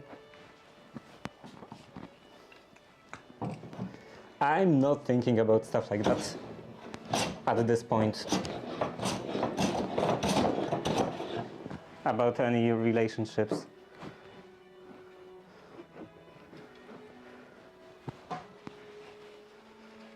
I'm thinking about less serious stuff, like not starving to death.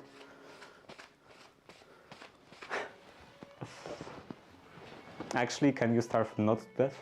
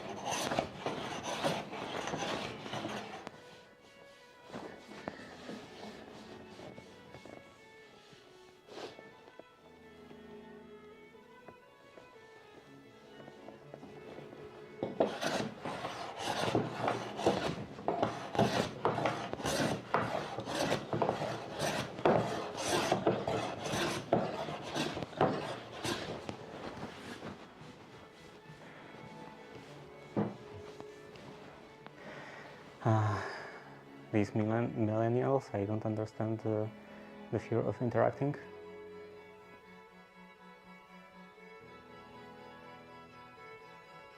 Millennials? I'm not a millennial.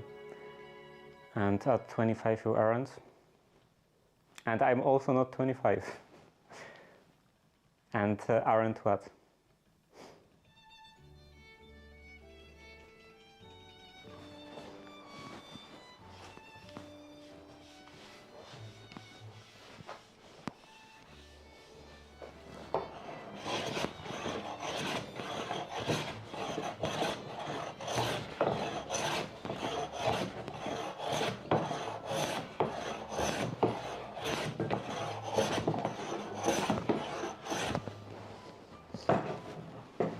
That's quite nice.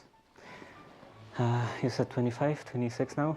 Yeah, I was born in the year 2000, so my age is the same as the current year.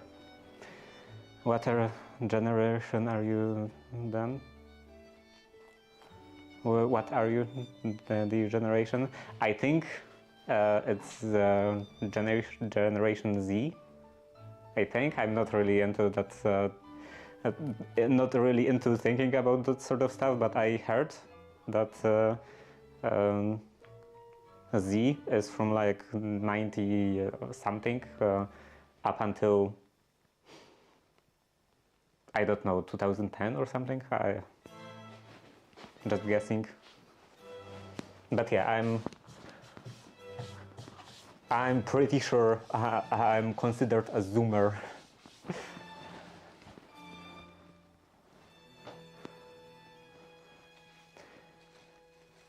I don't know, that's where we were now. Actually, no. Right now, like current kids are, I think, alpha. I'm not completely sure. I think there was also an actually generations. What are current generations? I'm gonna have to bow back to Gen A next, I guess. I think it's alpha now.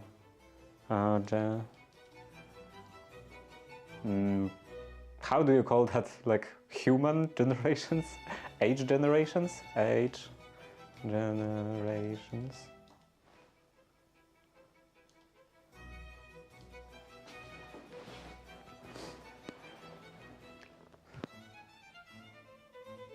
Oh, X was way before.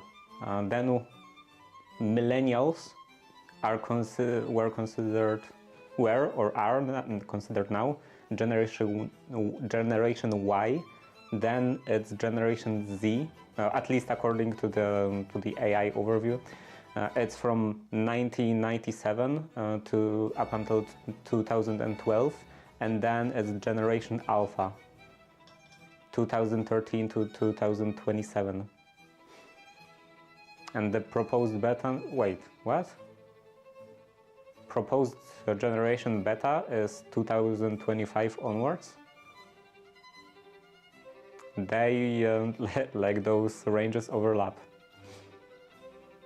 I guess it's because it's proposed, so it would be like, it would work backward or something.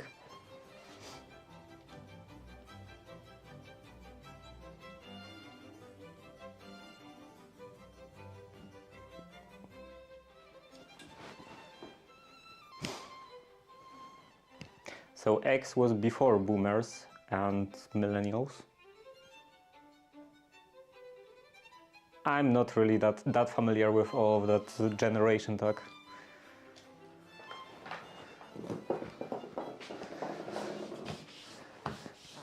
Like sometimes I hear mentions of all those boomers and millennials and stuff, but I was never really interested in that sort of thing. Never cared.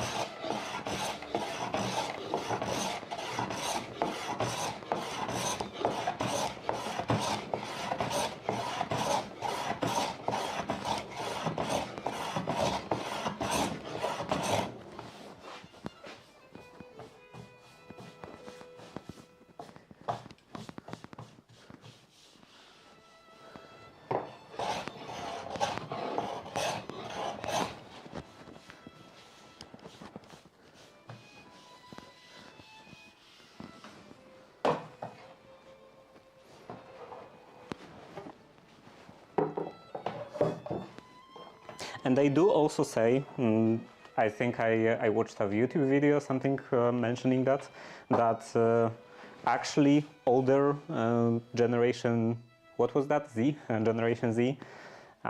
So like my age group is closer in like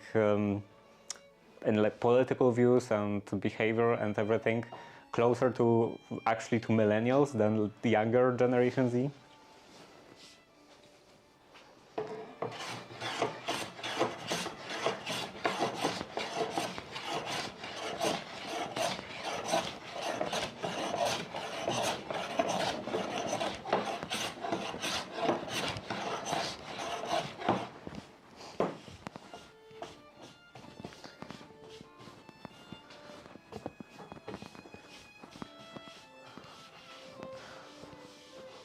And people are, I think, considering like finishing school or like going to high school roughly during pandemic as like this crucial divide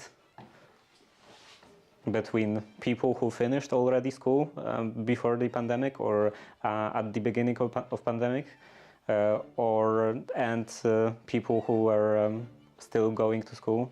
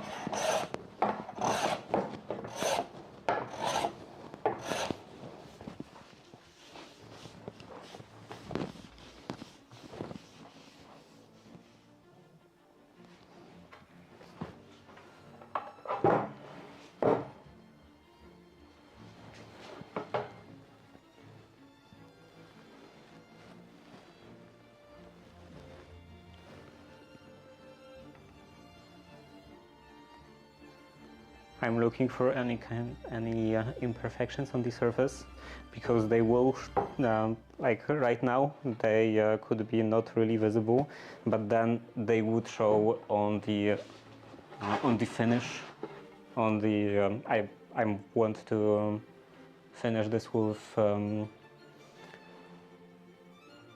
do you call it lacquer? Like poly, wipe on poly. So yeah, it would be visible with finish on, like in here.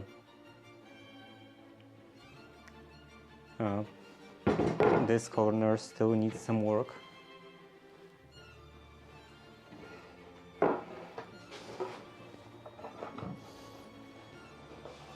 And in here.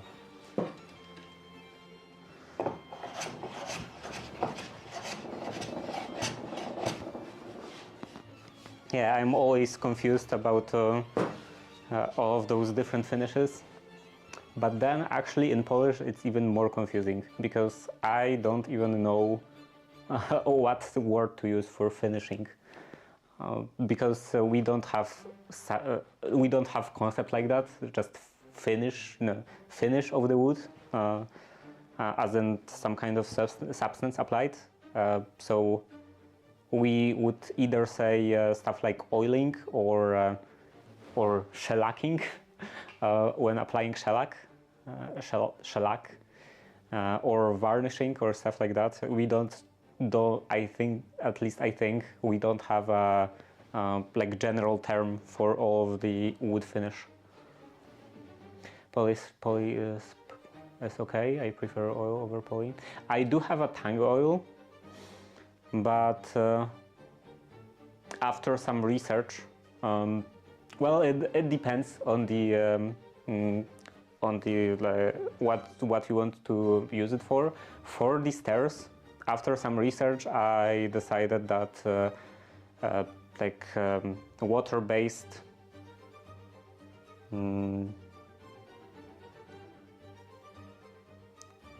Wait, what was the name? Water-based poly with something, some kind of polyurethane finish. I think it would be better for the stairs, like more durable and everything. And also it dries quicker. Because with oils you have the hardening time, and with tang oil I heard that for a good finish, for a good looking surface, you are supposed to put at least 7 coats of tang oil, and if you are using just pure tang oil without any sort of solvent, then you have to wait at least a week between coats. So yeah, that's not happening. And even with some solvent, it's still a couple of days, like 2 or 3 days.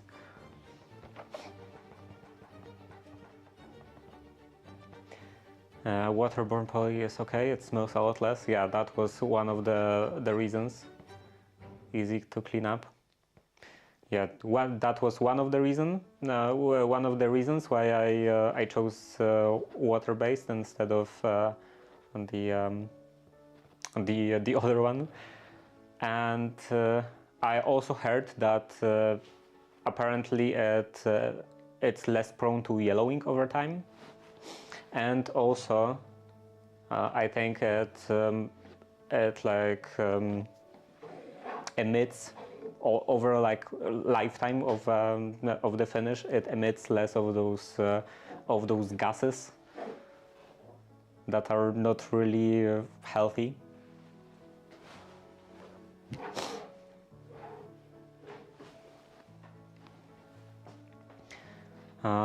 What? No, I used it in my living room floor. It was dry the next day.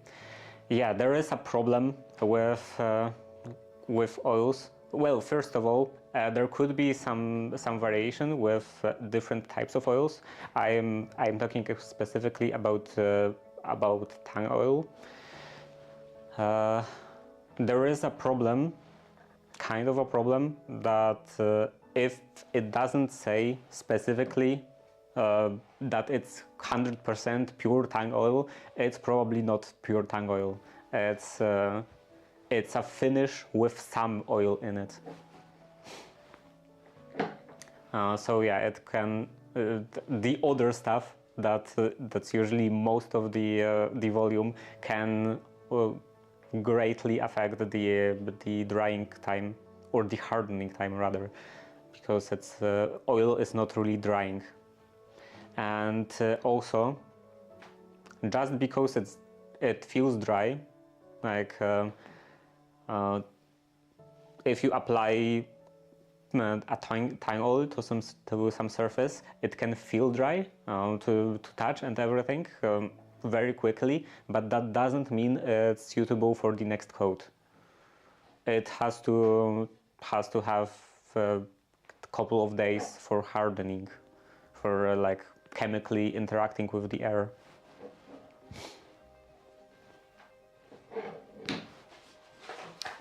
What was I doing? Oh, right, this end in here needs some work still.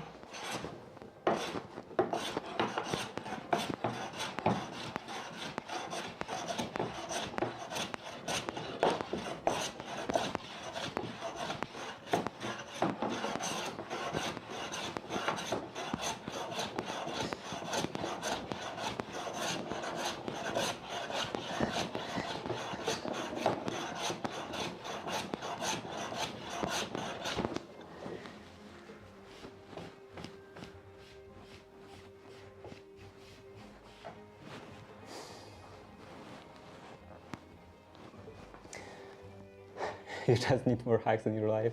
I was a professional painter for 13 years. I know what I'm talking about.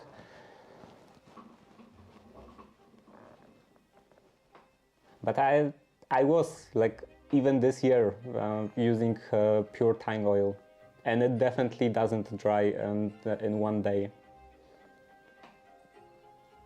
I mean, it's definitely not hard, not suitable for next coat and everything in one day.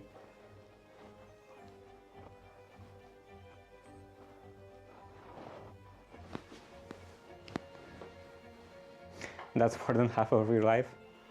But what does it matter? What does it change? I don't see why that matters.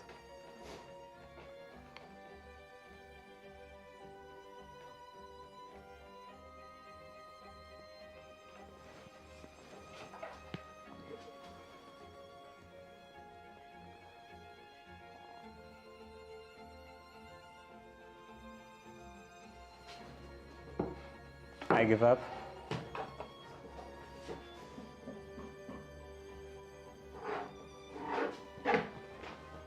As I said, I was using pure tang oil this year, and it definitely wasn't ready after just one day. It wasn't ready after like 3 days. Like it felt dry when I touched it, but then when I tried to glue something to it, because I tried to attach the those adhesive backed LED strips, they would just fall off because it wasn't fully hardened.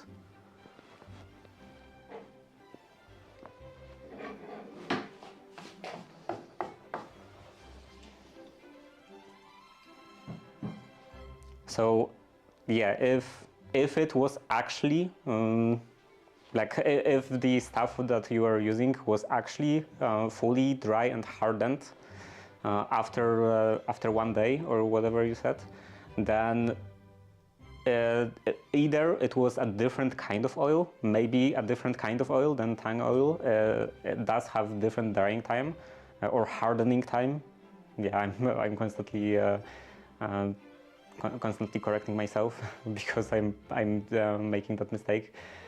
Yeah, maybe different kind of oil has a different hardening time, or it wasn't a pure tang oil. It had some additives.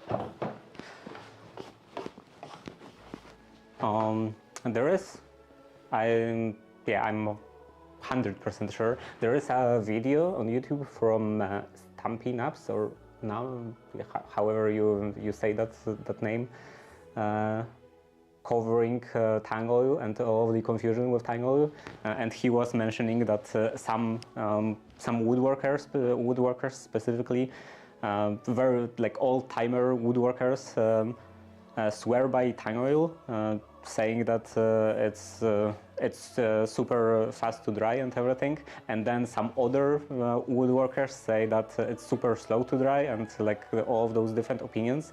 And he was saying that this is the confusion and all of those differences are the effect of the fact that usually when you buy tang oil, it's not actually pure tang oil. It's a finish with tang oil.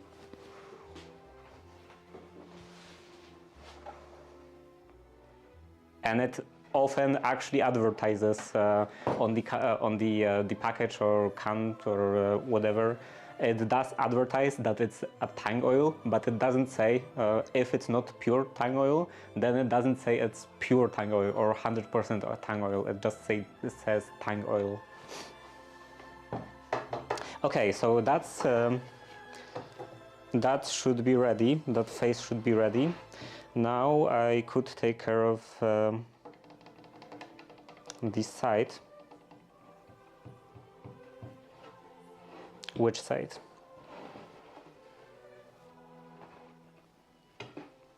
Yeah, maybe it would go like that. So on this edge, is this straight?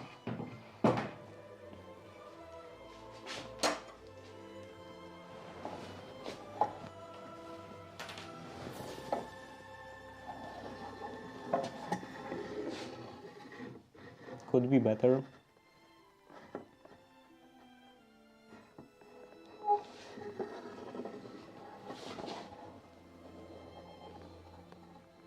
It's not that straight, but it does seem consistent.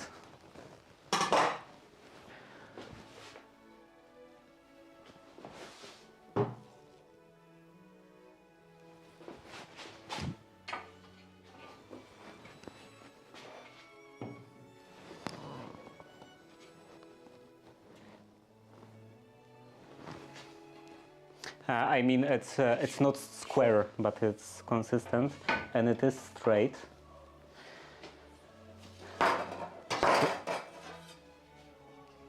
So I could transfer this.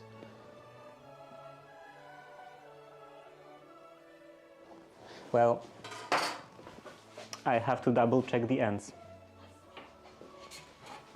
If the ends are straight.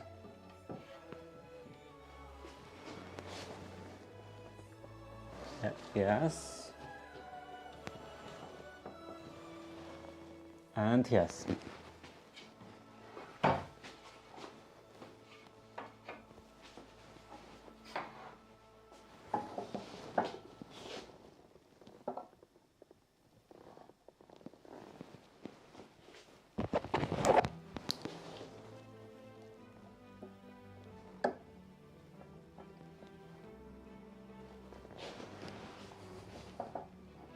Okay, I see the an issue now, that I'm referencing of the face that's not guaranteed to be straight.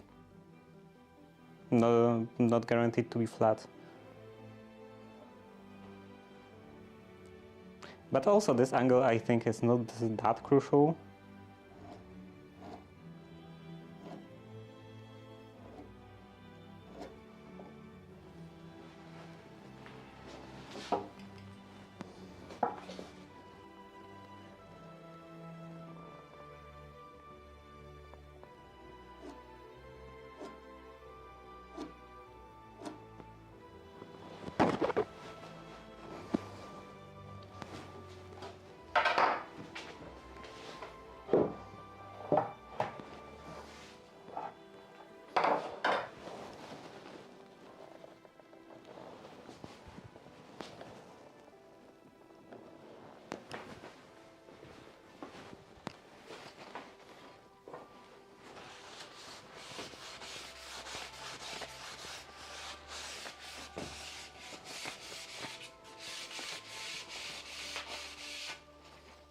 Now that it's planed and everything, it would be nice if the straight edge was clean.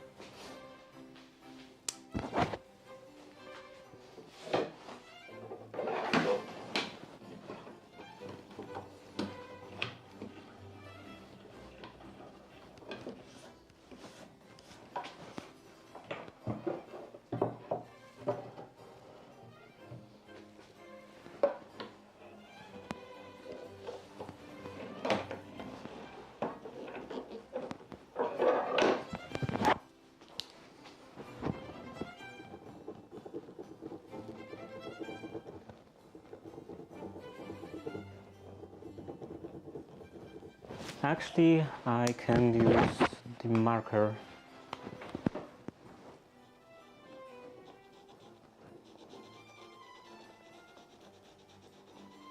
Because this is the bottom anyway.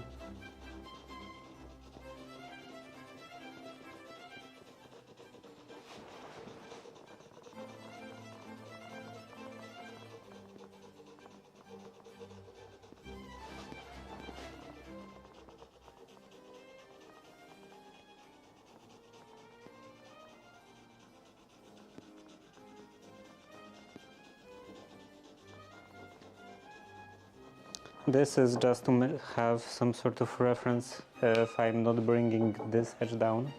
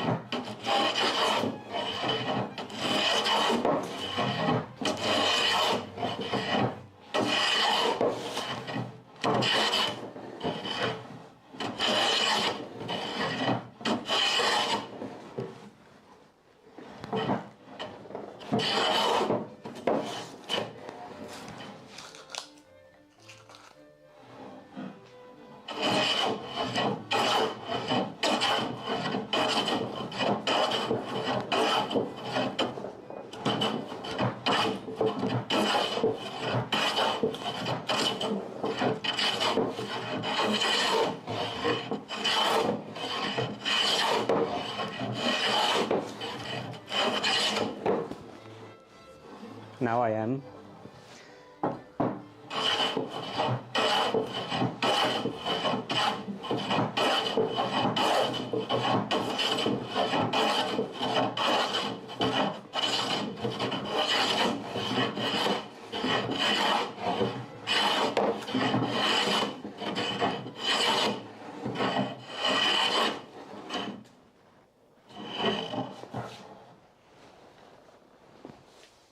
And that should be fine.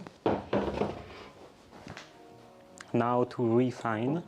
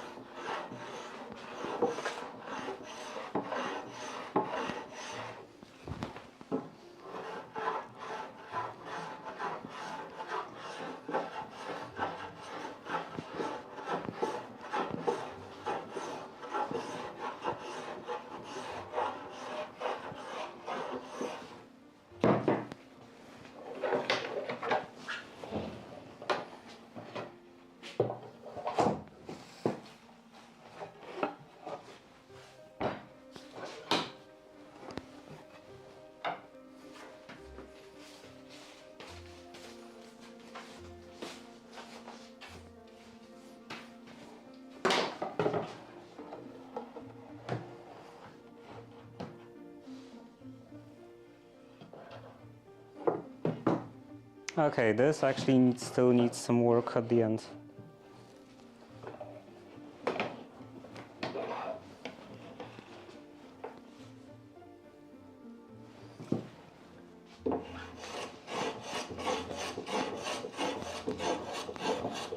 The line is still visible.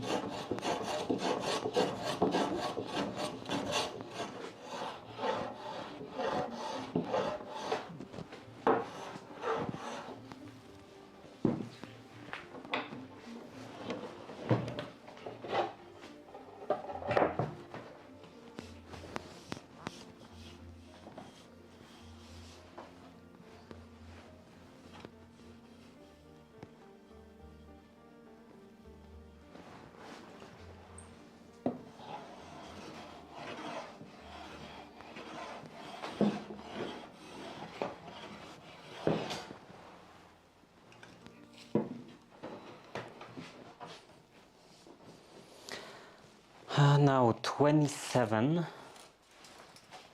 from here. It's almost exactly 27 after all of the planing.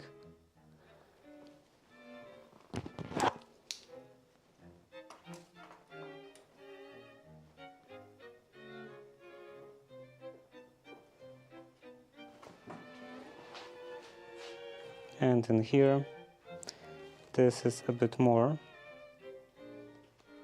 27.4.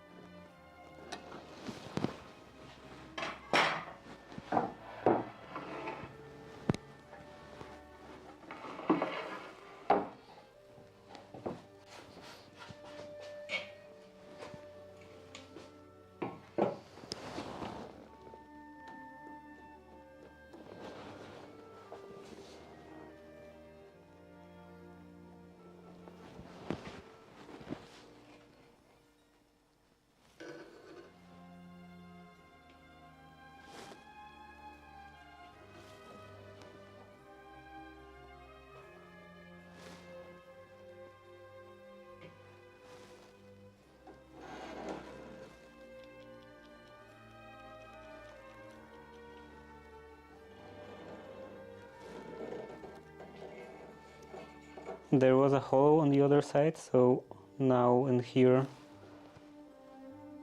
there is a hill, a high spot.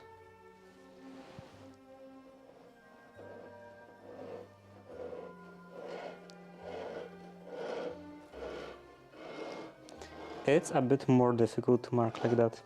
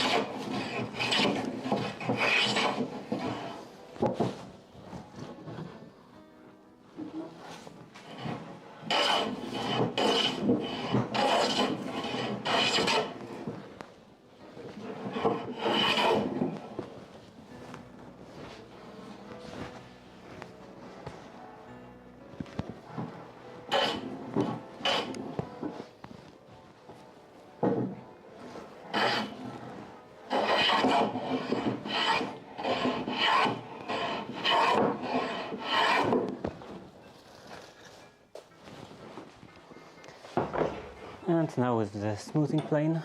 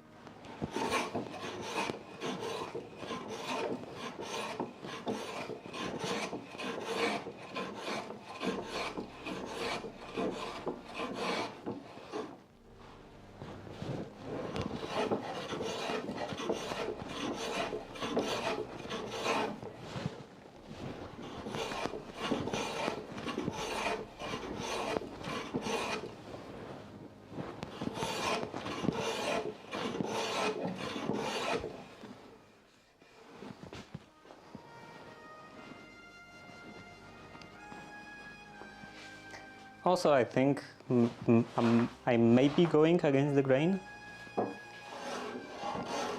or maybe not.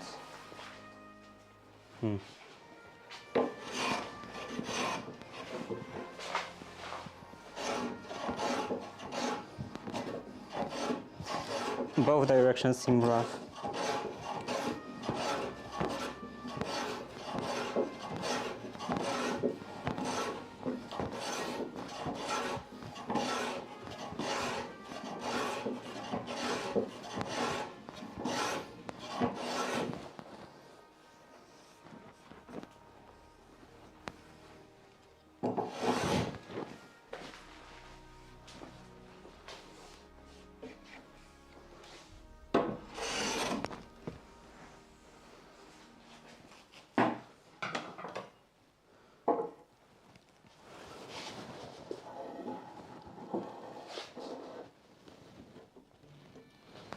from this side.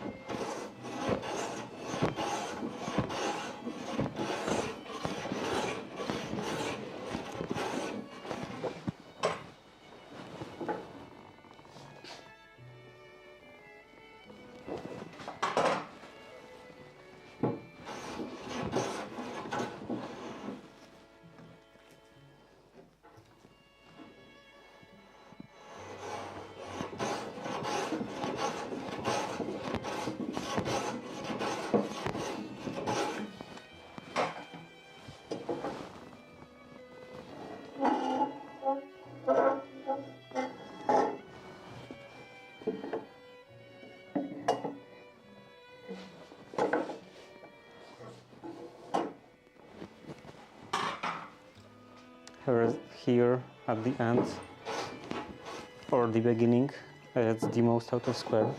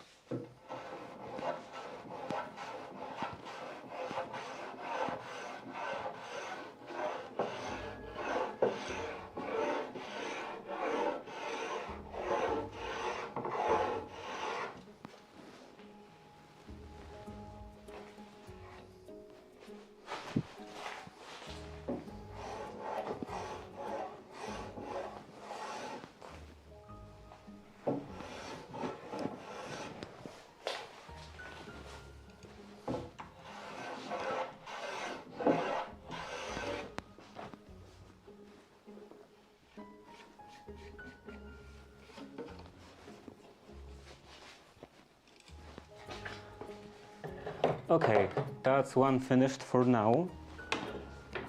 I still have to take care of the other side, but that I will be able to do after I measure all of them. All of them going one way.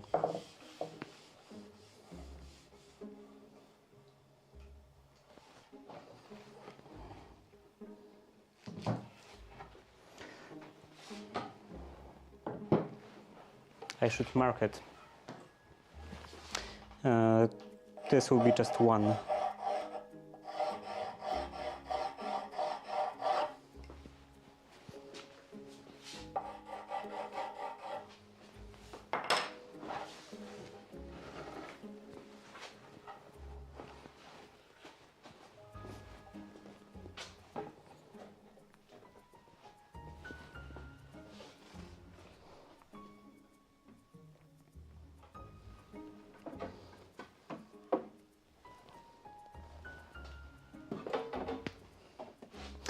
And now for the next one, it's also the same depth.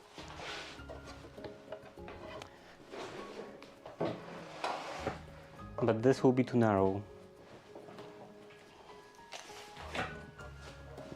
At this end it's 25, 26 and 27 over here.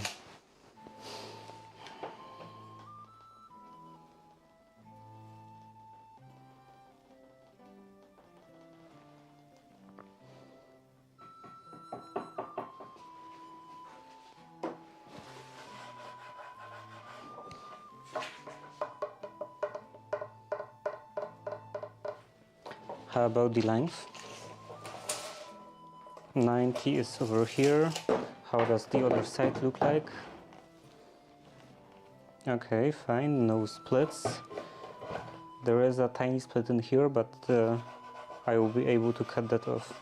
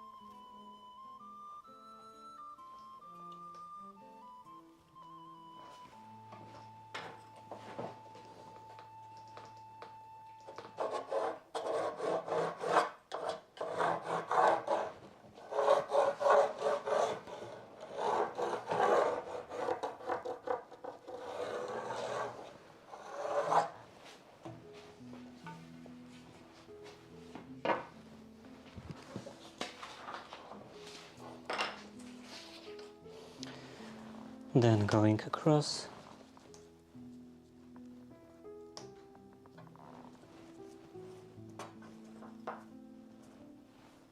Maybe a bit further.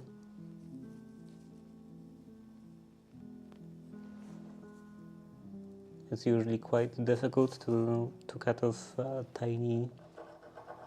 very narrow piece.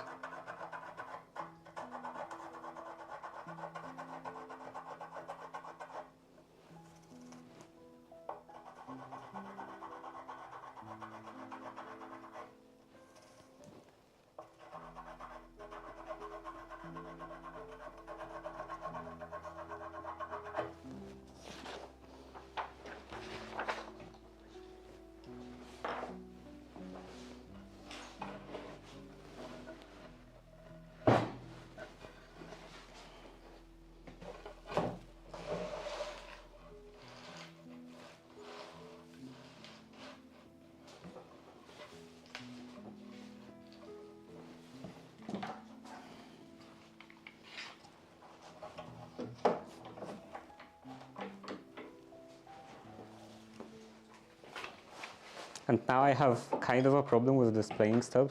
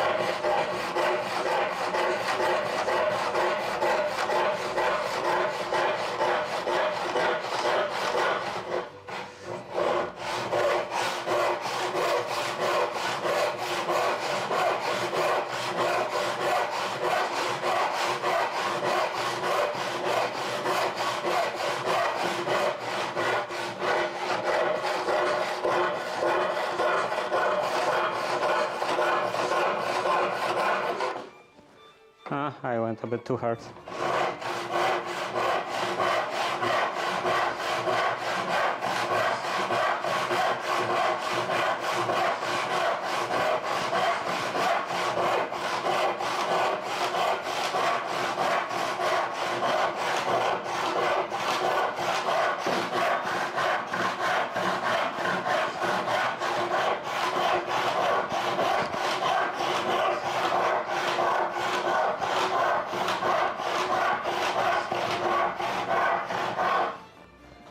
You can see on the end grain how I was changing direction.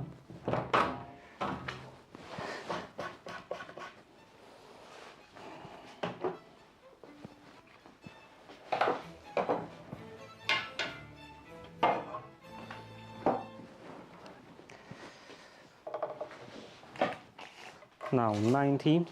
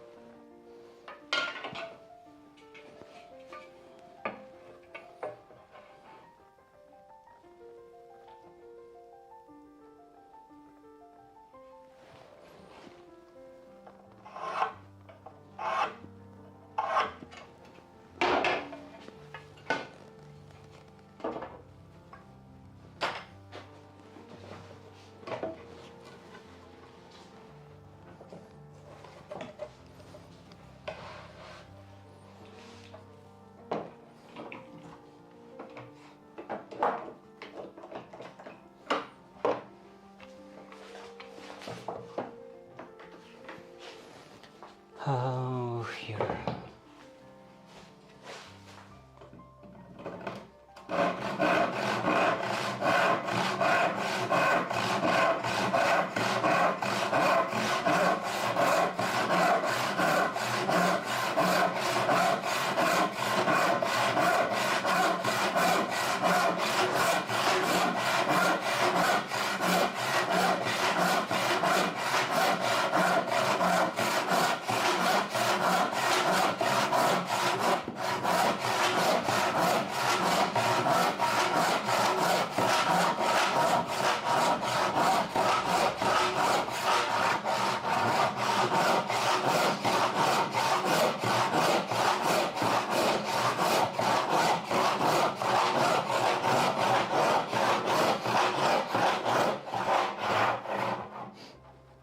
I'm not sewing completely straight because there is some vibration in the sew plate.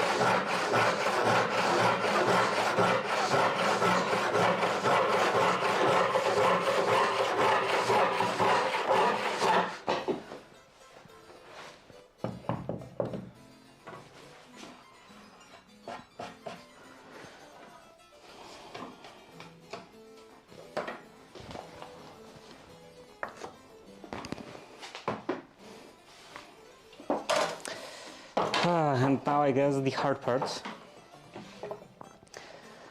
I have to rip this piece.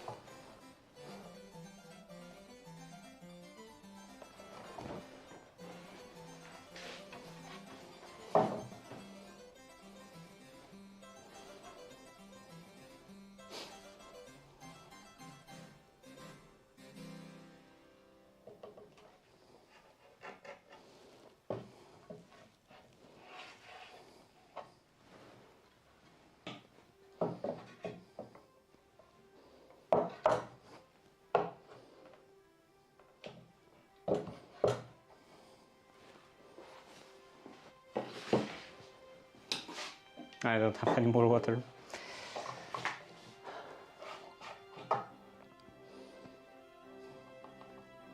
Yeah, I need some water for ripping. It's too tiring, so be right back.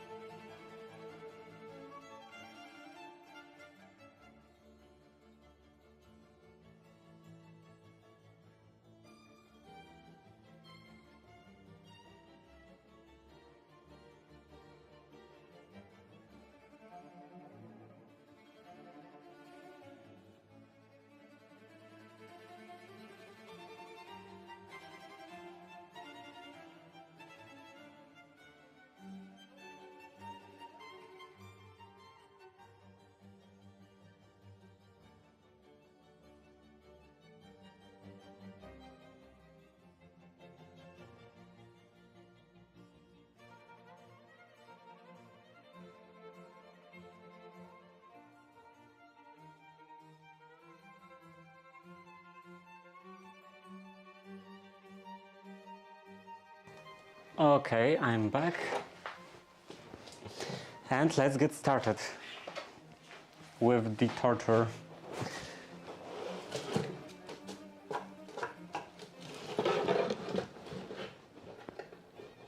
Or with the workout, depending how you want to look at it. Or maybe for you it's the same thing. For me it kind of is. Okay, like this. And the rib saw. This is 90 centimeters, right? Right.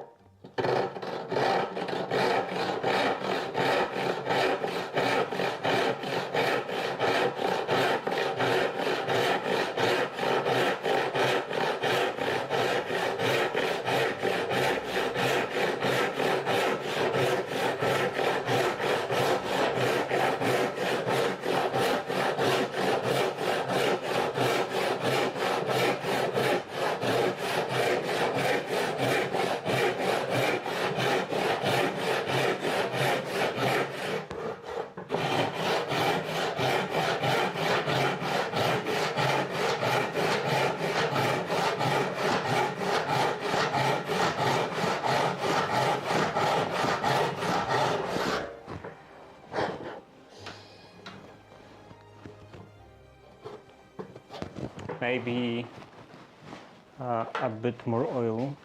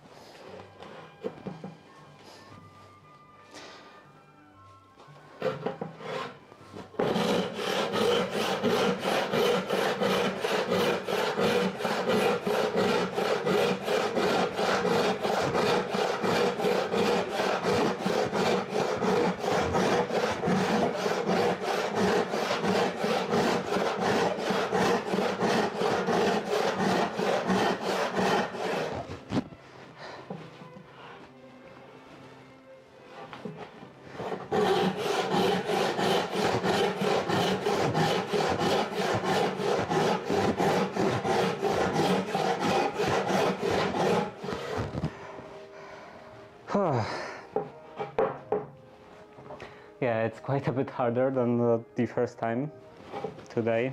I guess I'm like I don't know, more permanently tired.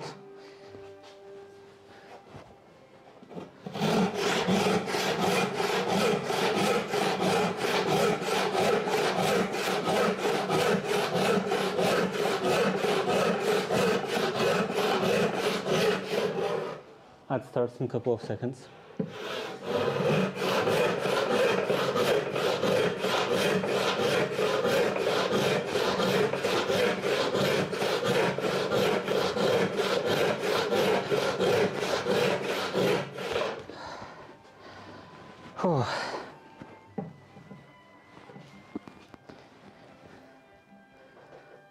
Just a bit more.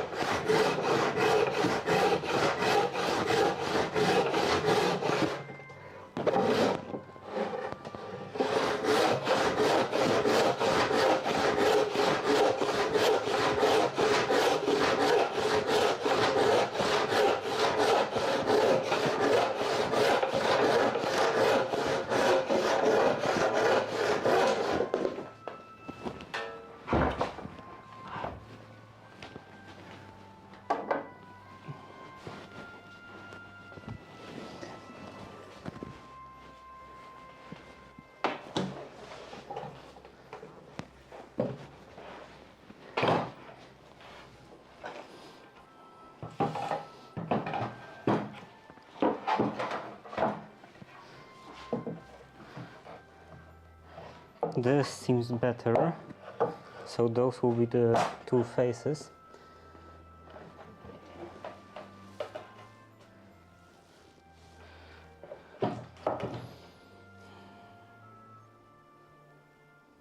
And now I see the problem that this won't fit. Like it's too deep to fit in a vise. So I will have to put just this part.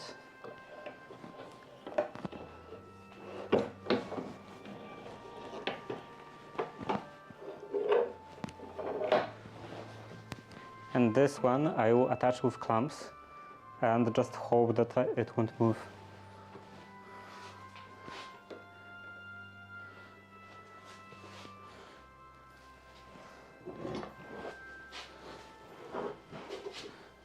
It's already moving.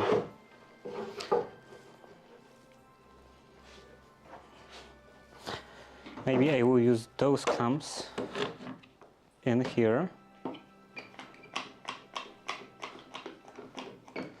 for clamping while clamping.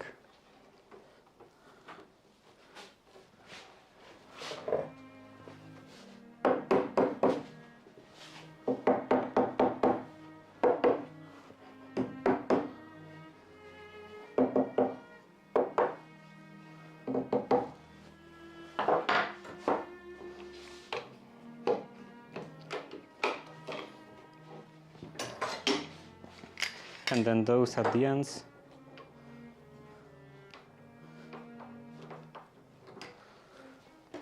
Here and here.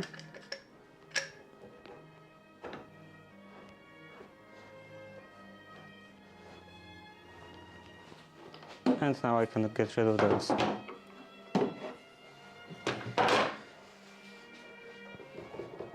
Now this shouldn't move. Let's see, is it remotely square? It's not.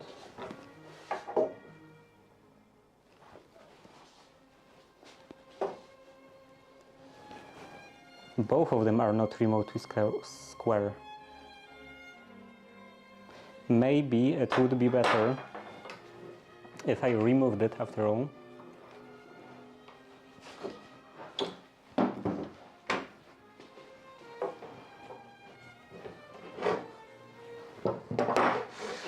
Because they both have this, like this kind of angle. So if I put them together and match this edge, then the entire thing is going like that. So if I bring them to square, actually they don't really have to be square. But it's better if they are square. If I bring them to being square, then I would already bring this one. I would already square this one. And then I would still have to go down the entire way on this narrower part.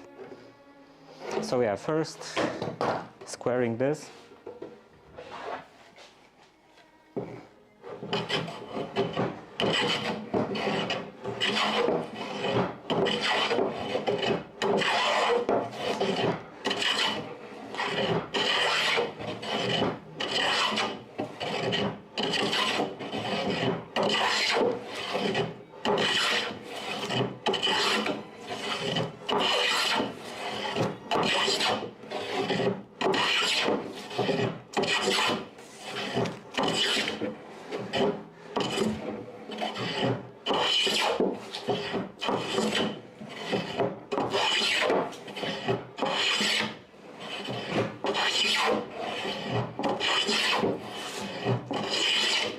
And now I'm realizing a problem, a big problem, that yeah, I will still have to rip this piece on this side, and then the other side of this one, because actually here this is 2 centimeters.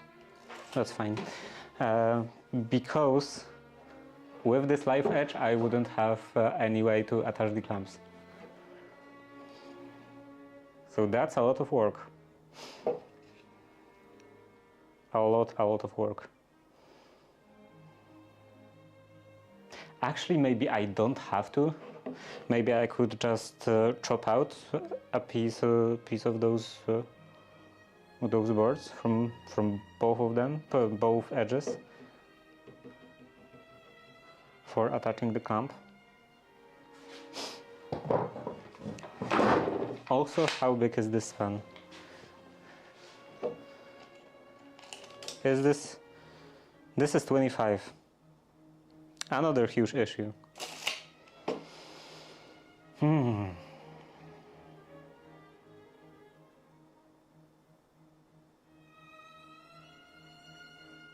How am I supposed to deal with that?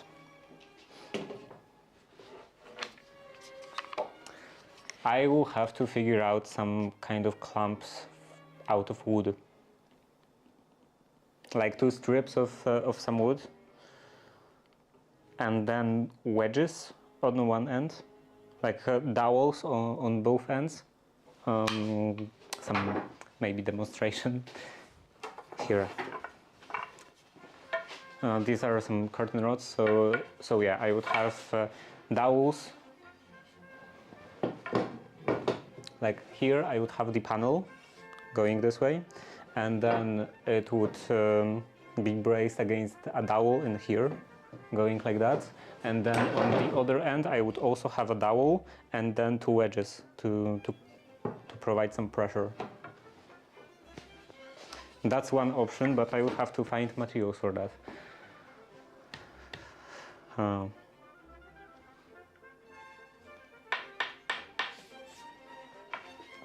I guess I will just do the planing. I will prepare the edges, and then I will just end the stream to figure something out later.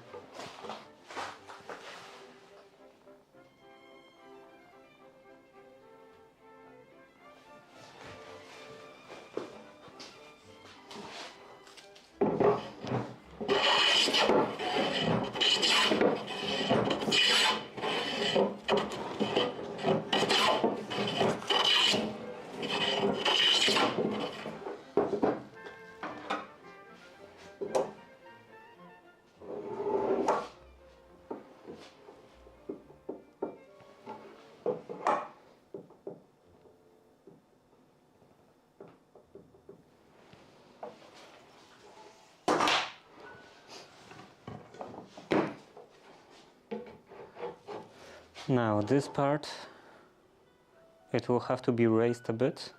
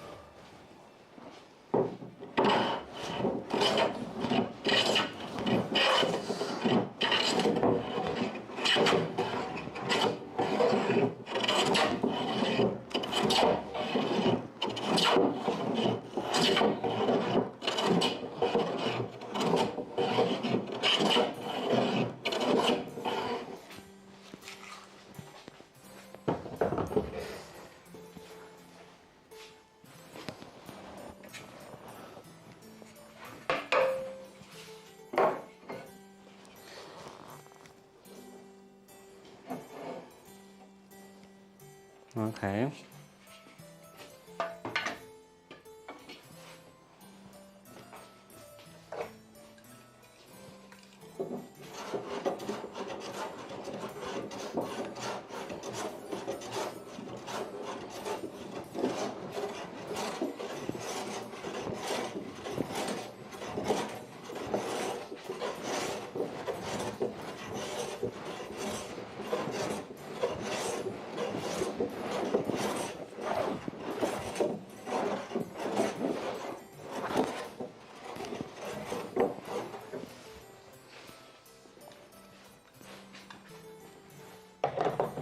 And then this one I think should be a bit duller. Maybe, maybe not. If not, then I guess some sandpaper.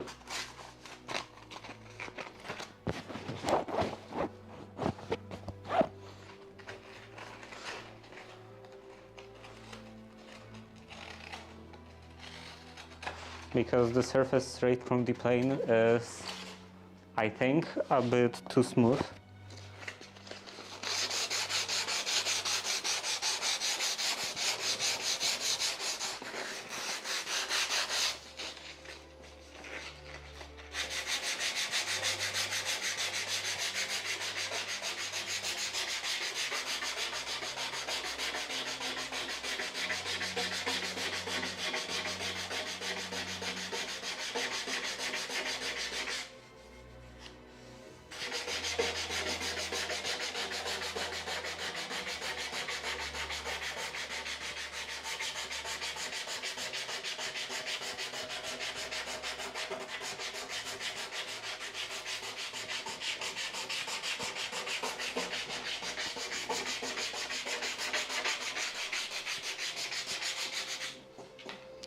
Okay, and then a triangle to see which way they go together.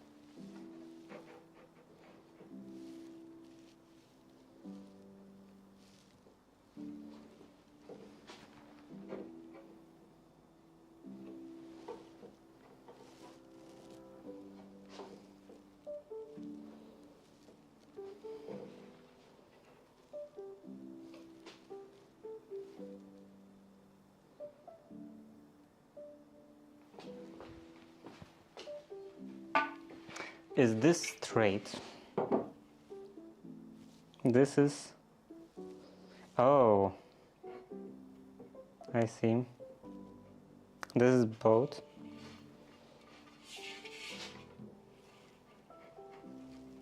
Like, yeah, this is both outwards, like towards me, and this one is both outside, away from me.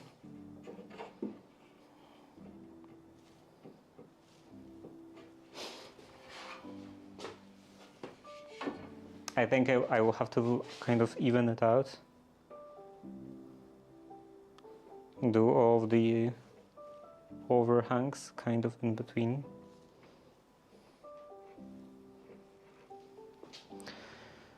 Yeah, something like that.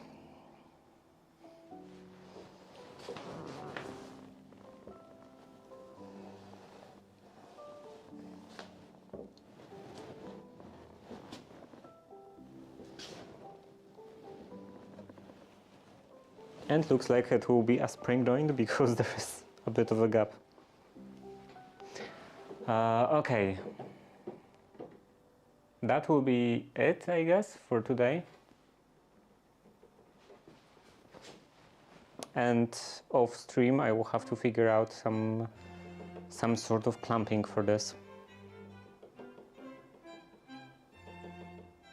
because right now I won't be able to glue it because I don't have clamps big enough.